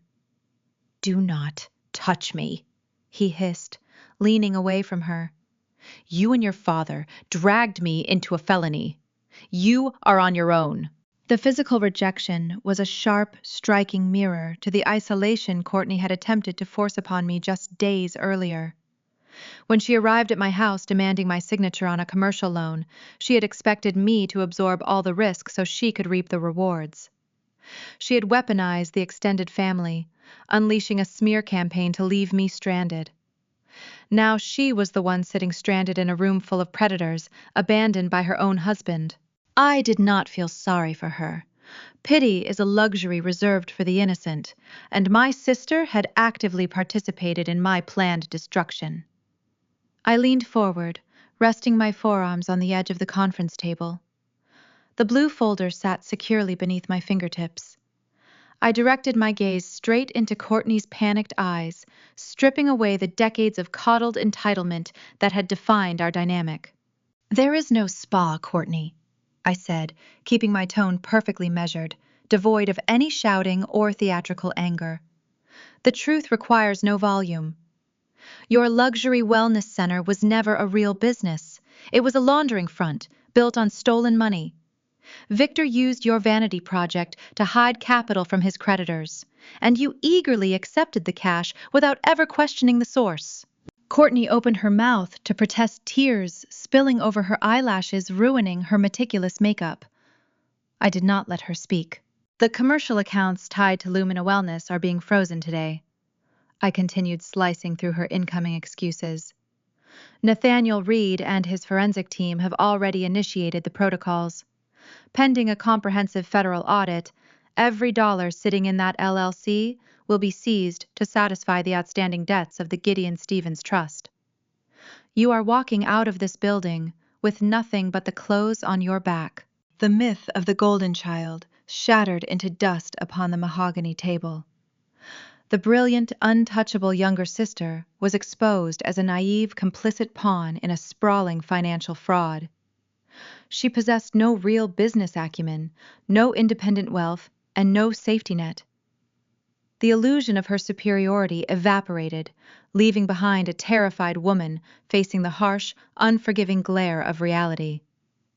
Her diamond necklace caught the overhead lighting, a glittering reminder of a lifestyle she could no longer afford. Across the table, the final pillar of the Stevens empire crumbled. My mother Meredith had spent the last hour watching her husband be dismantled by a mechanic and her eldest daughter seize the family throne. But watching Courtney, her prized possession, publicly humiliated and abandoned, was the breaking point. Meredith slumped sideways, physically collapsing into the depths of her leather executive chair. Her hands flew to her face, muffling a raw, guttural sob. These were not the calculated, performative tears she had utilized on my voicemail. This was genuine, visceral despair. She realized her reign was over. The country club memberships would be revoked. The charity board seats would be stripped. The influential friends she had mobilized to destroy my career would sever all ties by nightfall. She was staring down the barrel of social exile, knowing she would spend the rest of her life known as the disgraced wife of an indicted embezzler. The board of directors had seen enough. The stench of ruin was too pungent to endure any longer. The executives, men and women, who had profited alongside my father for years, began a hasty, unspoken retreat. Briefcases snapped shut. Legal pads were shoved into leather satchels. The sound of latches clicking echoed like a countdown clock throughout the penthouse suite. I heard the lead counsel lean toward a senior vice president, his voice a harsh whisper, carrying across the quiet room. We need an emergency session within the hour. Draft the vote of no confidence. We must formally sever the board from Victor's actions before the federal agencies issue the subpoenas. They were leaving him behind, The loyal subjects were fleeing the burning castle, determined to save their own careers. They stood up in unison, forming a single-file line toward the frosted glass double doors. Nobody offered my father a parting word. Nobody offered my mother a sympathetic glance. They marched out of the lion's den, leaving the toxic core of the Stevens family isolated in the wreckage of their own deceit. I remained seated, watching the room empty. Caleb stood tall behind me, a silent, unwavering protector. The suffocating humidity of the Michigan afternoon seemed to dissipate, replaced by a crisp, cleansing clarity. I looked at the broken tyrant at the head of the table, the sobbing matriarch, and the abandoned golden child. I had conquered the entire corrupt kingdom without ever raising my voice. I had not resorted to screaming matches or desperate pleas. I had simply gathered the evidence aligned to the truth and let their own arrogance orchestrate their downfall. As the final board member pulled the heavy mahogany doors shut, a profound, unshakable peace settled over my shoulders. The war was decisively won. The heavy mahogany doors clicked shut behind the final departing board member, sealing the penthouse suite. The silence that followed was dense, almost physical, settling over the remaining occupants like dust over ruins. The great Stevens empire had been systematically dismantled, stripped down to its fraudulent foundations, and exposed to the harsh light of federal scrutiny. My father Victor sat motionless at the head of the table. The man who had entered the room, radiating arrogant invincibility, was now a hollow shell, staring vacantly at the foreclosure notice and maritime contracts scattered before him. His jaw was slack, his complexion a sickly mottled gray. My mother Meredith remained slumped in her executive chair, the sharp lines of her designer outfit failing to conceal the utter collapse of her posture. The performative matriarch was gone, replaced by a terrified woman grappling with the sudden, absolute loss of her social kingdom.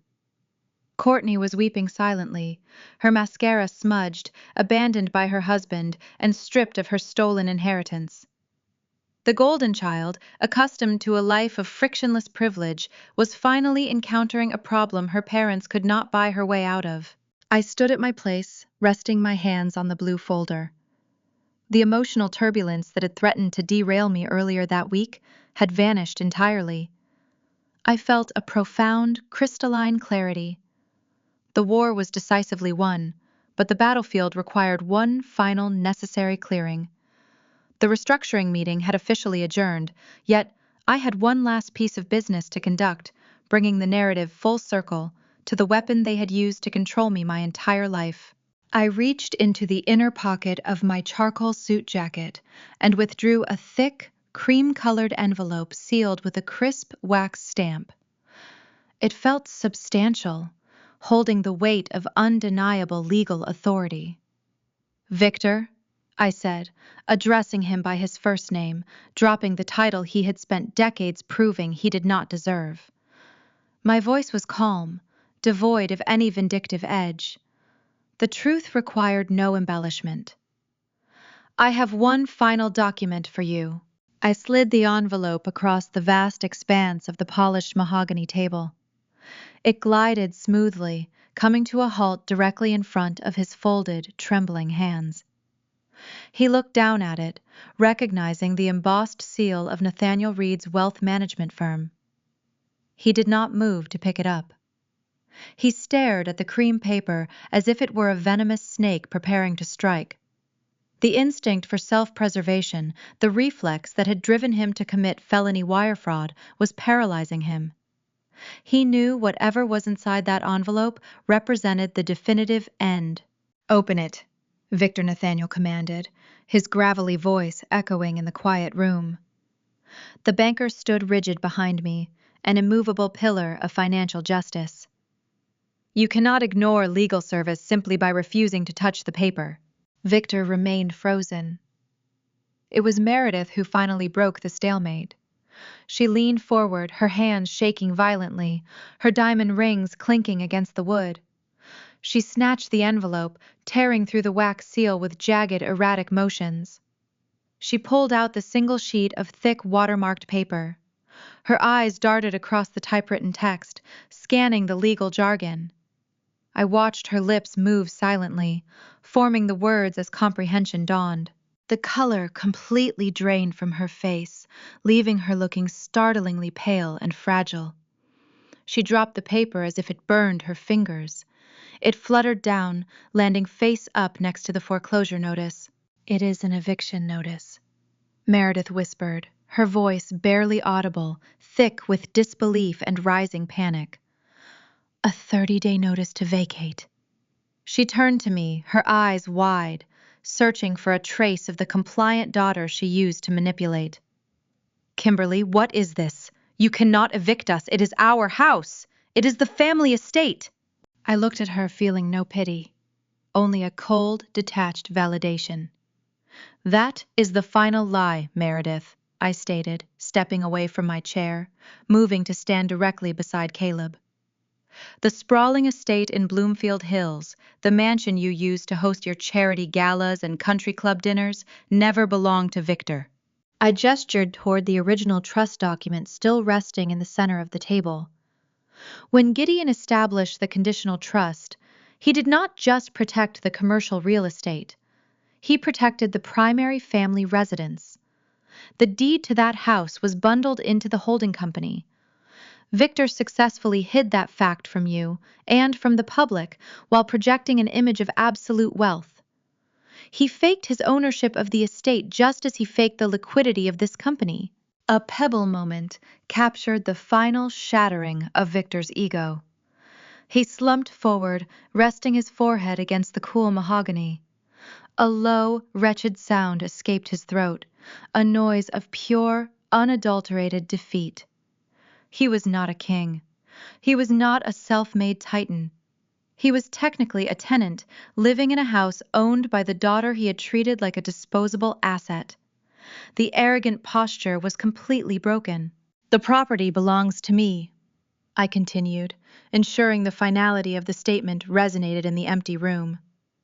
"And I am liquidating it. The estate will be sold at public auction to cover the massive debts Courtney accrued under her fraudulent LLC, and to begin satisfying the capital Victor embezzled from the trust." Meredith gasped, pressing a hand to her chest. "A public auction," she cried, her voice rising in a frantic crescendo. "Kimberly, you cannot do that. Everyone will see. The entire country club will know we are bankrupt. Our friends will be there. We will be ruined. We will have nothing." I met her panicked gaze, my expression unwavering. "You already have nothing, Meredith. You built a life on stolen money and faked prestige. You organized a smear campaign to destroy my career because I refused to co-sign a fraudulent loan. You demanded I divorce a man you deemed beneath you, a man who literally holds the keys to your survival. You made your choices, and now you are facing the consequences. You have 30 days to pack your belongings and vacate the premises." Courtney wailed louder, burying her face in her arms, realizing the comfortable, luxurious safety net she had always relied upon was being sold to the highest bidder to pay for her own complicity.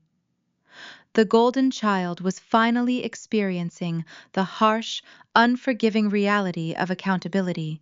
Caleb stepped forward, moving to stand slightly in front of me, a protective shield against the toxic despair radiating from the opposite end of the table. He did not say a word to my parents. He did not need to. His mere presence, the quiet, undeniable strength of the dirty mechanic who had orchestrated their financial collapse, was the ultimate rebuke. He rested his calloused hands on my shoulders, the weight grounding me, a silent promise that the war was truly over. We turned our backs on the broken patriarch, the sobbing matriarch, and the abandoned sister. We walked toward the frosted glass double doors, the heavy tread of Caleb's boots and the sharp click of my heels echoing in unison. Nathaniel Reed and his forensic accountants followed, gathering the briefcases containing the remaining evidence of Victor's crimes. We stepped out of the executive suite, leaving the toxic core of the Stevens family to choke on the ashes of their own greed. The penthouse level, once a symbol of my father's oppressive control, felt entirely empty, stripped of its power. We rode the polished steel elevator down in silence, watching the digital floor numbers descend. The suffocating Michigan humidity waited outside, but I no longer felt trapped. The air felt clean, sharp, and full of possibility. The scapegoat had not just survived the slaughter, she had dismantled the slaughterhouse, claiming her rightful legacy and walking away with the only man who truly understood her worth. The weeks following the boardroom execution unfolded with a ruthless, quiet efficiency. News in the upper echelons of the Michigan automotive community does not travel through loud declarations or public press releases. It seeps through the cracks of country club locker rooms, murmured over pristine golf greens, and whispered across the linen tablecloths of charity luncheons. The story of Victor Stevens facing federal indictments and an imminent eviction spread like a corrosive solvent eating away at the pristine social armor my parents had spent 30 years forging. Meredith attempted a desperate, frantic campaign of damage control. She was a woman who had measured her entire self-worth by the invitations she received and the envious glances she commanded. Refusing to accept her new reality, she began calling her elite acquaintances, spinning a fragile, transparent narrative. She claimed the eviction was a voluntary choice, a sudden desire to downsize and simplify their lives in the wake of the turbulent economy. She spoke of seeking a quieter chapter, free from the burdens of managing such a sprawling estate. Her audience listened, offered polite nods, and promptly forwarded her rationalizations to their group chats with mocking commentary. The thin veneer of her lie was thoroughly obliterated 3 weeks later, when the estate went to public auction. You cannot spin a voluntary downsizing when court-appointed liquidators are cataloging your imported chandeliers, your grand pianos, and the very dining table where you once attempted to bribe your own daughter. The elite circles of Oakland County attended the auction not to buy, but to witness the spectacle. They watched the auctioneer dismantle the Stevens legacy, item by item, sealing my parents' social exile. Meredith was stripped of her charity board seats, her country club membership was quietly revoked due to unpaid dues, and the friends she relied upon stopped answering her calls. I observed this systemic collapse from a safe, deliberate distance. I had drawn an impenetrable boundary, allowing the consequences of their actions to crash over them without offering myself as a human shield. The shift in my own standing within the city became apparent on a brisk Tuesday morning. I was standing in line at a high-end coffee shop downtown, reviewing a freight manifest on my phone. The bell above the door chimed, and Eleanor Vance walked in. Eleanor was the formidable chairwoman of the Regional Automotive Philanthropic Committee. For years, she had looked right through me, treating me as Victor's unremarkable, disappointing logistics worker. This time, Eleanor did not look past me. She stopped, her sharp gaze locking onto mine.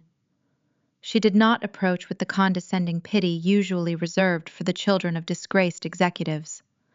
Instead, she walked over, with a calculated, predatory respect. "Good morning, Kimberly," Eleanor said, her tone carrying a distinct newfound equality. "I heard about the restructuring at the holding company. Navigating that kind of corporate transition requires a remarkably steady hand. Your grandfather Gideon would be profoundly impressed by your tactical acumen." She was acknowledging the coup. She recognized that I was not a victim of the fallout, but the architect of the cleansing fire. I offered a polite, measured smile, accepting the validation without offering any gossip in return. "Thank you, Eleanor," I replied smoothly. "We are simply ensuring the foundation of the company returns to its core logistical strengths." Eleanor nodded, ordering her espresso and offering a parting word of genuine professional courtesy. The interaction was brief, but the implication was monumental. The society that had eagerly participated in my mother's smear campaign now recognized me as a formidable force. I had earned their respect by refusing to play their game, by conquering the board on my own terms. While I solidified my peace, the golden child experienced a brutal vertical drop into reality. Spencer, my pompous brother-in-law, possessed the loyalty of a cornered rat.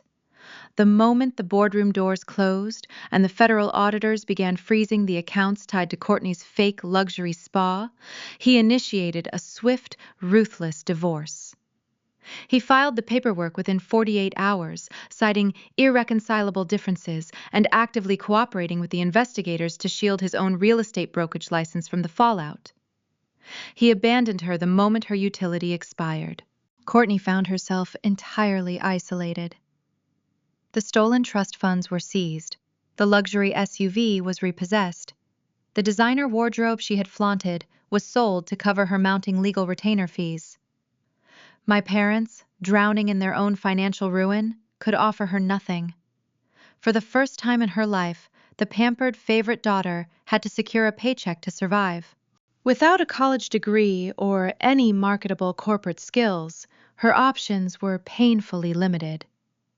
The harsh reality of the working class, the very demographic she had spent her life mocking, welcomed her with open arms. Courtney secured an entry-level retail position at a high-end boutique in the Somerset Collection Mall. She was forced to stand behind a cash register for 8 hours a day, steaming silk blouses and folding cashmere sweaters for the exact women she used to drink champagne with. The psychological toll of serving the people who once envied her was a devastating poetic punishment. She was learning the value of $1 through the excruciating ache of aching feet and minimum wage.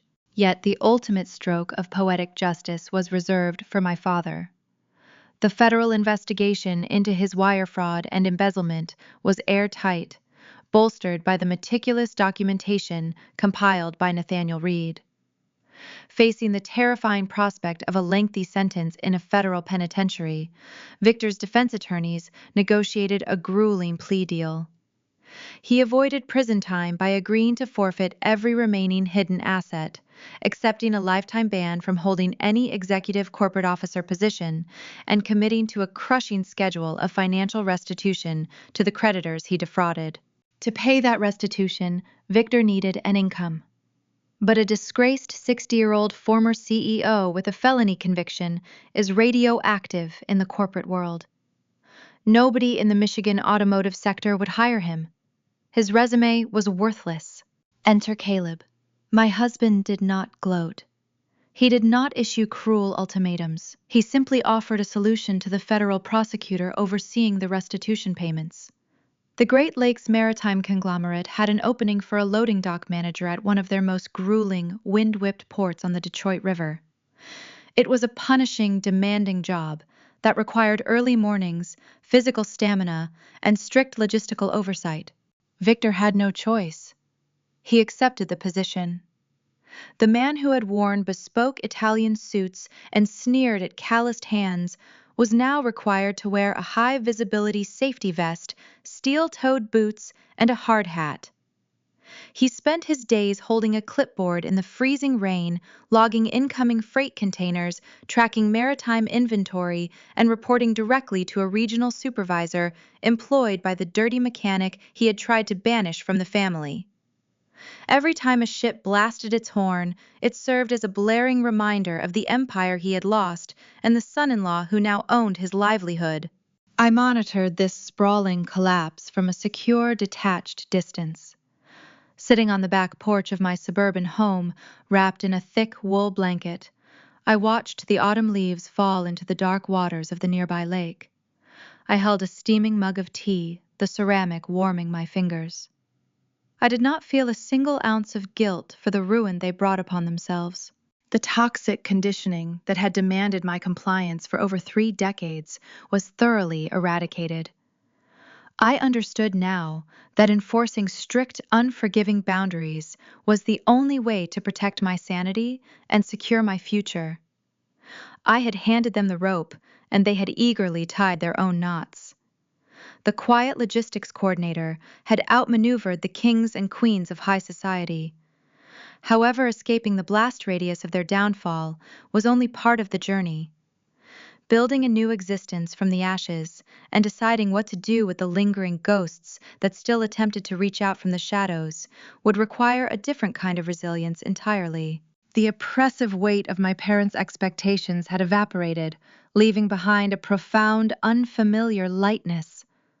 For 33 years, my internal compass had been calibrated to navigate their disapproval, constantly adjusting my course to avoid triggering my father's temper or my mother's icy disdain. With the architects of that misery dethroned and exiled, the navigational interference ceased. I woke up on a crisp November morning in our suburban home near the lake, listening to the gentle lapping of water against the shoreline. I did not feel the customary knot of anxiety tightening in my chest.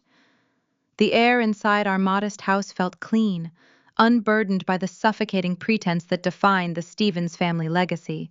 We faced a significant decision regarding the sprawling Bloomfield Hills estate. As the sole legal owner of the property, I held the keys to the fortress where I had spent my childhood feeling entirely invisible. The local real estate market anticipated a highly publicized listing. Brokers circled like vultures, eager to earn a lucrative commission on the prime real estate. I drove to the property one afternoon, walking through the empty, echoing halls. The imported chandeliers cast cold, fractured light across the marble floors. I stood in the grand dining room, staring at the exact spot where my father had routinely belittled my career choices, while my sister smirked. The house held no warmth. It was a museum dedicated to arrogance. Moving into that mansion would have felt like wearing a tailored straitjacket. Caleb and I valued the quiet authenticity of our suburban life. We preferred the scent of pine trees and the honest hum of a neighborhood over towering iron gates and manicured isolation. But selling the estate to another wealthy, status-obsessed patriarch felt like a betrayal of the victory we had just secured. I wanted to cleanse the property, to scrub the elitism from its foundation, and replace it with something raw, functional, and undeniably real. The idea crystallized while I was reviewing supply chain manifests for my logistics department. The industry was starved for sharp analytical minds, yet it remained a heavily male-dominated sector, notoriously difficult for young women to infiltrate. My grandfather Gideon had recognized my aptitude for routing and inventory management when I was just a teenager. But my father had actively suppressed that potential, deeming the freight business too gritty for a society daughter. I realized I possessed the capital and the real estate to change that trajectory for others. Within 2 months, the heavy mahogany doors of the estate were thrown open to a fleet of contractors. We did not hire interior decorators to select expensive draperies. We hired construction crews to tear down the oppressive partition walls. The formal sitting rooms were gutted and transformed into state-of-the-art computer labs. The sprawling ballroom, once the site of my mother's pretentious charity galas, became a sprawling collaborative workspace filled with interactive maritime charts and logistics mapping software. We established the Gideon Stevens Foundation for Women in Logistics and Maritime Engineering. It was a fully funded charitable trust designed to provide comprehensive scholarships, rigorous technical training, and direct corporate mentorship to young women striving to break into the global supply chain sector. We turned a monument of exclusion into a premier hub of educational empowerment. The true impact of this transformation materialized during the Foundation's inaugural scholarship ceremony. I stood in the freshly renovated grand foyer, an area previously reserved for greeting wealthy socialites.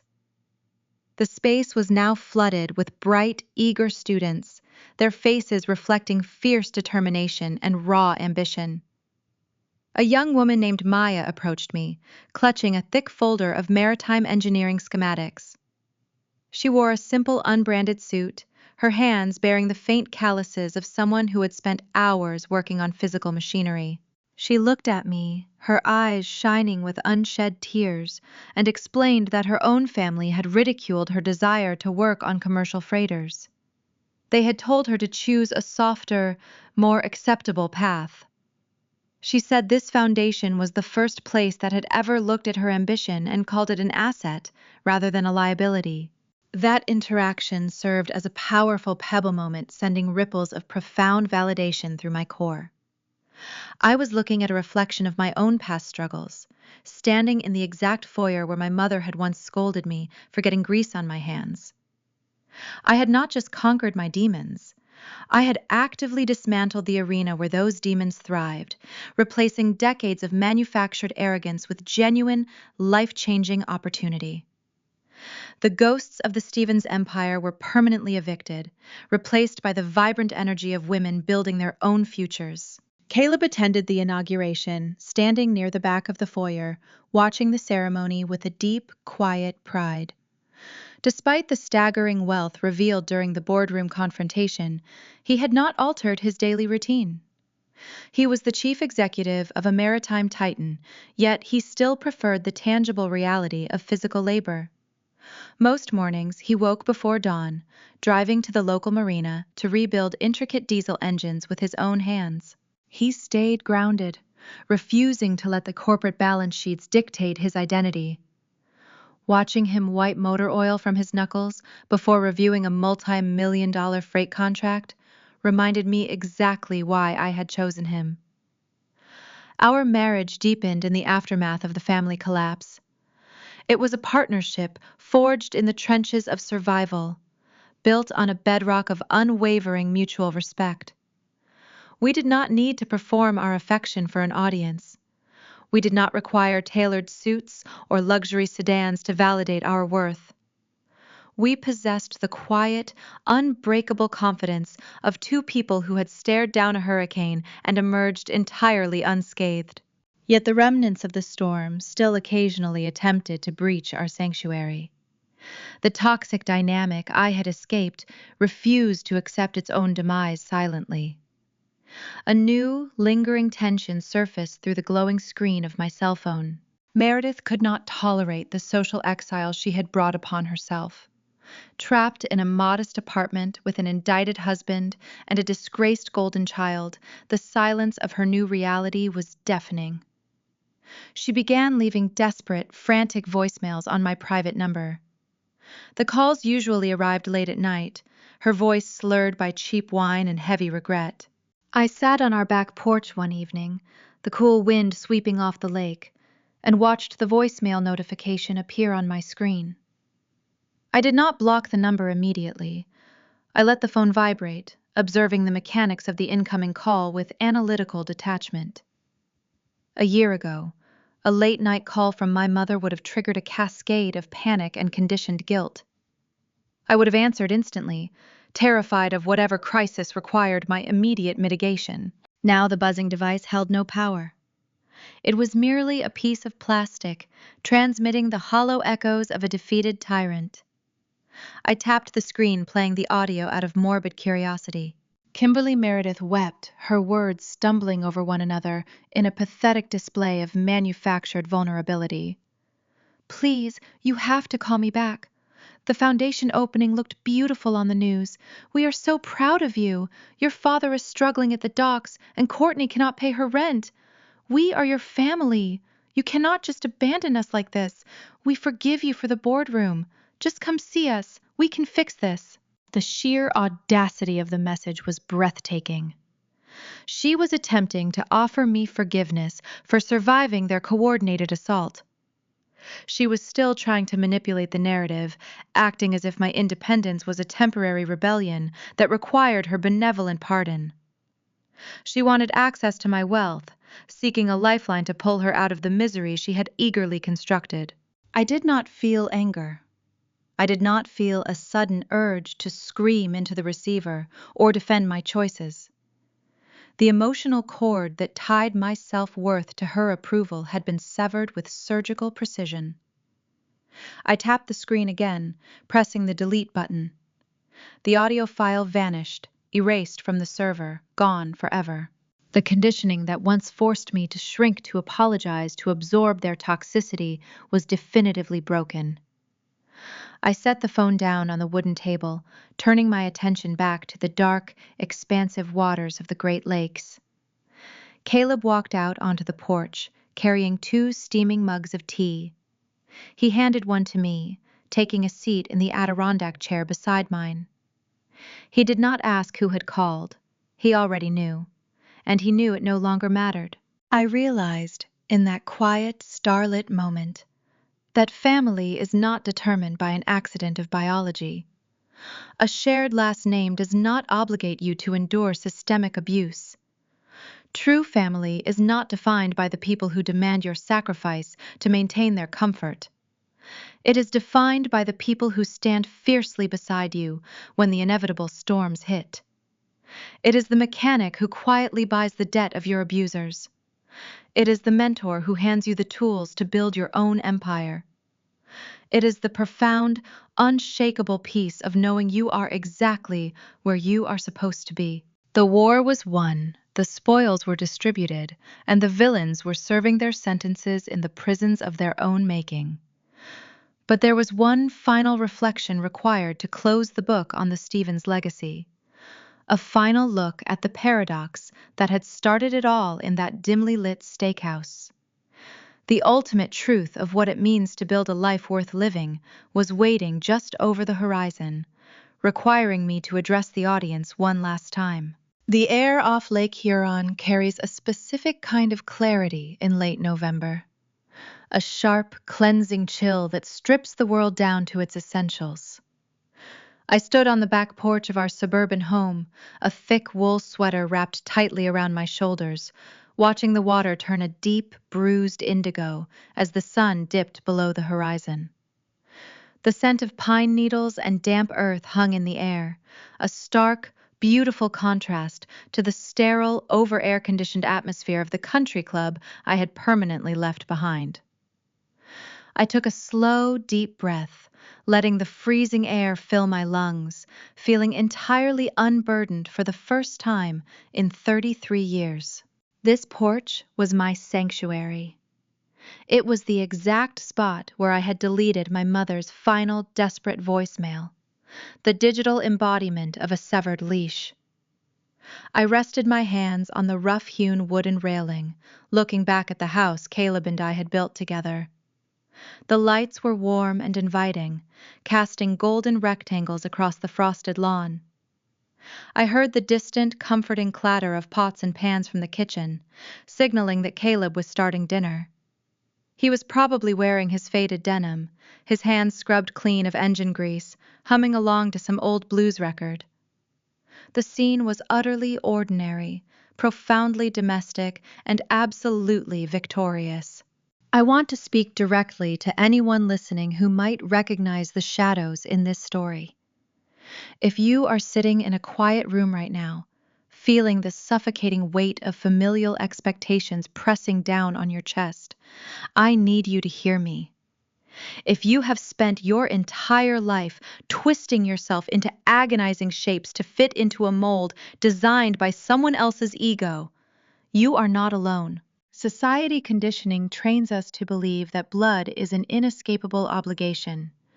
We are bombarded with narratives insisting that family must be endured, that shared DNA requires infinite patience, endless forgiveness, and the absolute surrender of our own boundaries.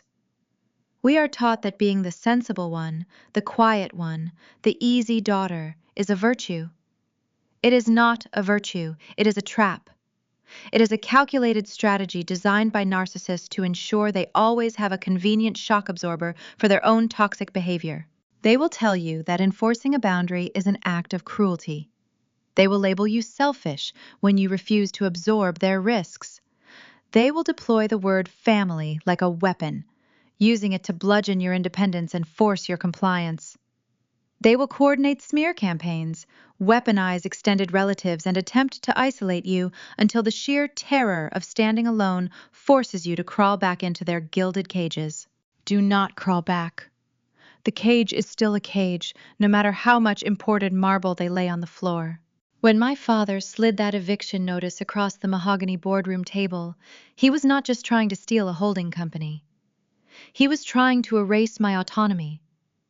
He believed that because he had provided my last name, he owned my future. He looked at the man I loved, a man who possessed more integrity in his calloused hands than my father had in his entire bespoke wardrobe, and declared him worthless, simply because his wealth was not broadcasted at charity galas. My parents sneered that Caleb only married me for money I would never see.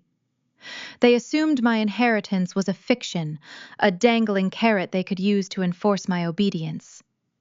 They were entirely wrong.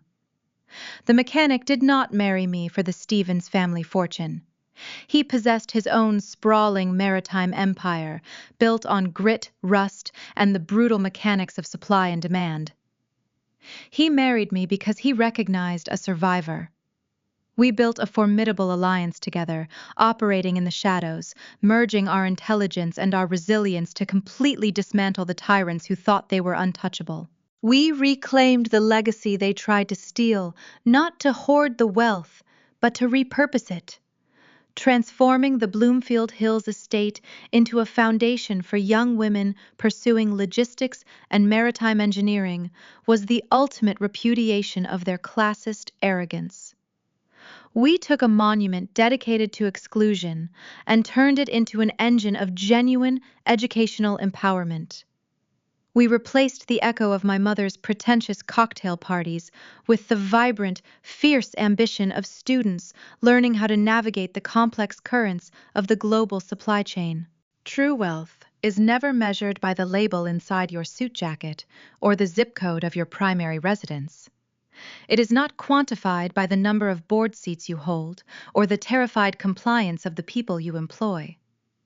True wealth is the quiet, unbreakable integrity of the life you construct independently. It is the ability to stand in the center of a crisis, holding the absolute truth in your hands, and watching the illusions of your abusers burn to the ground without ever raising your voice. If this narrative resonated with you, if you have ever had to execute a strategic withdrawal from a toxic family dynamic to save your own sanity, I invite you to share your journey in the comments below. Let this space be a testament to the quiet ones who finally stopped apologizing. Tell me about the boundaries you are enforcing. Tell me about the chosen family you have built from the ashes of the ones you had to leave behind. Your stories matter. Your survival is a blueprint for someone else who is still desperately searching for an exit strategy. The path to liberation is rarely smooth. It requires navigating coordinated smear campaigns, enduring the loss of the idealized parents you always wished you had, and confronting the terrifying reality of standing entirely alone against a massive social machine. But the view from the other side, the crisp, unburdened air of a life you control entirely, is worth every single agonizing step. I turned away from the dark expanse of Lake Huron, pulling the wool sweater tighter around my shoulders, and walked back toward the warmth of my own home. I pulled open the back door, stepping into the bright, fragrant kitchen. Caleb looked up from the stove, a wooden spoon in his hand, his eyes crinkling at the corners in a slow, genuine smile. I did not need to ask for permission to exist in this space. I did not need to perform. I was exactly where I was supposed to be. The Stevens automotive empire had been liquidated. The patriarch was managing a loading dock in the freezing rain, answering to the very conglomerate he had mocked. The matriarch was navigating the brutal reality of social exile in a cramped apartment. The golden child was learning the excruciating value of minimum wage. The scales of justice had balanced with flawless, terrifying precision. The war was decisively won. The scapegoat had secured her kingdom, and she had done it her way, cold, calculating, and absolutely undeniable. This is Kimberly Stevens logging off. We spend a staggering amount of our lives driving through affluent American suburbs, admiring the sprawling estates, the perfectly manicured lawns, and the sweeping mahogany double doors that guard them. We are culturally conditioned to measure the success of a family by the height of its wrought iron gates and the hood ornaments of the vehicles parked in the driveway. It is the modern American dream, a relentless pursuit of upward mobility and social prestige. Yet, as the story of the quiet logistics coordinator and the maritime mechanic so brutally illustrates, we have fundamentally mistaken the accumulation of status for the cultivation of a home. When we pull back the curtain on these curated lives, we often find a profound, quiet suffering hidden just behind the foyer. The narrative we just witnessed is not merely a drama about corporate espionage, a stolen inheritance, or boardroom revenge. It is a stark, revealing mirror held up to the face of modern parenting. It asks us a deeply uncomfortable question. When did we decide that a child's worth is determined by their utility to our public image? In our relentless drive to secure a legacy in American culture, parents can easily lose sight of the waking reality happening under their own roofs. We teach our sons and daughters to chase prestige, to marry well, according to the cold, rigid calculations of a country club ledger. But in doing so, we starve their spirits. We construct a dynamic where love is no longer a given, it becomes a transaction. The tragedy of the golden child and the scapegoat is a fundamental failure of basic parental fairness and family responsibility. When a mother and father coddle one child, shielding them from consequences, purchasing their ease with stolen funds, and demanding the other child absorb all the risk, they destroy them both. The golden child is left fragile, entitled, and entirely unequipped for the harsh realities of the real world, destined to collapse the moment the artificial safety net is removed. Meanwhile, the scapegoat is forced to build armor just to survive, the very people who were supposed to protect her. True parenting requires the courage to nurture a child's unique moral compass, even when that compass leads them away from the rigid, prestigious path we envisioned. It demands that we celebrate the inherent dignity of calloused hands, grease-stained boots, and honest labor, rather than hiding behind the fragile paper shields of inherited pride. In a society where the pursuit of wealth often eclipses the moral imperative of integrity, we risk raising a generation that knows the price of everything and the value of nothing. The maritime mechanic in our story, working quietly in the shadows while possessing true power, represents the exact archetype of the values we should be instilling in our children. Emotional awareness must be the bedrock of a healthy traditional family structure. You cannot teach a child fairness if your own life is built on a carefully guarded illusion. Children possess a deep intuitive wisdom. They feel the hollow spaces in a home, the unspoken resentments, and the conditional nature of their parents' approval, long before they have the vocabulary to articulate it. When parents prioritize their public reputation over private truth, they teach their children that loyalty is a currency granted only upon strict obedience. This is how generational wounds take root and spread like rot within a foundation. We pass down our unhealed trauma, disguising our monumental pride as protection. If we want to offer long-term guidance and steer the next generation toward a genuinely better life, we must first be willing to dismantle our own falsehoods.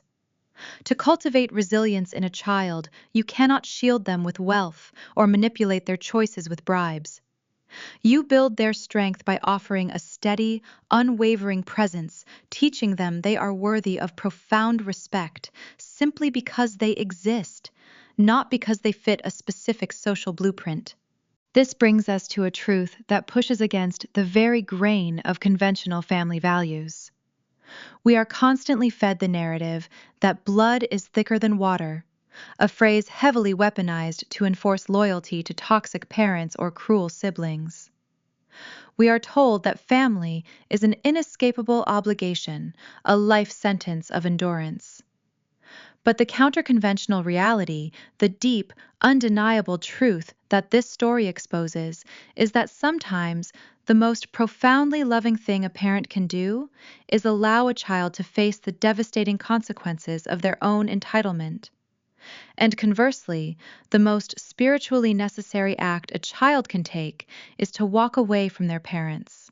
We assume that preserving the family unit at all costs is the ultimate moral good. But preserving a toxic unit is merely preserving a cage. A family grounded in genuine morality does not fracture when tested by the world. It holds fast because its roots reach deep into the rich soil of mutual respect and unflinching honesty. When you strip away the designer clothes, the sprawling estates, and the carefully curated public images, all that remains is the quality of our connections. If those connections are built on exploitation and fraud, burning the bridge is not an act of cruelty. It is an act of profound self-preservation and ultimate justice. Healing these fractures requires deep reflection and a willingness to confront the uncomfortable truths within our own hearts. It requires us to look at our own dining tables and ask whether we are cultivating a sanctuary or managing a boardroom.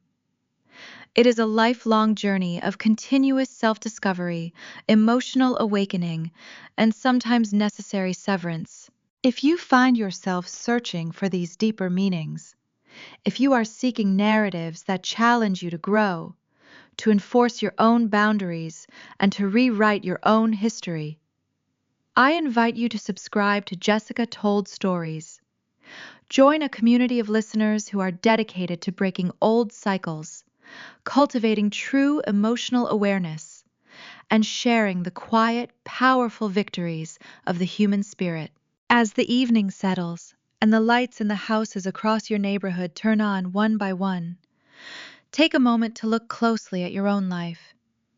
We spend so much of our fleeting time on this earth worrying about who might be watching us from the outside, judging our choices and evaluating our worth.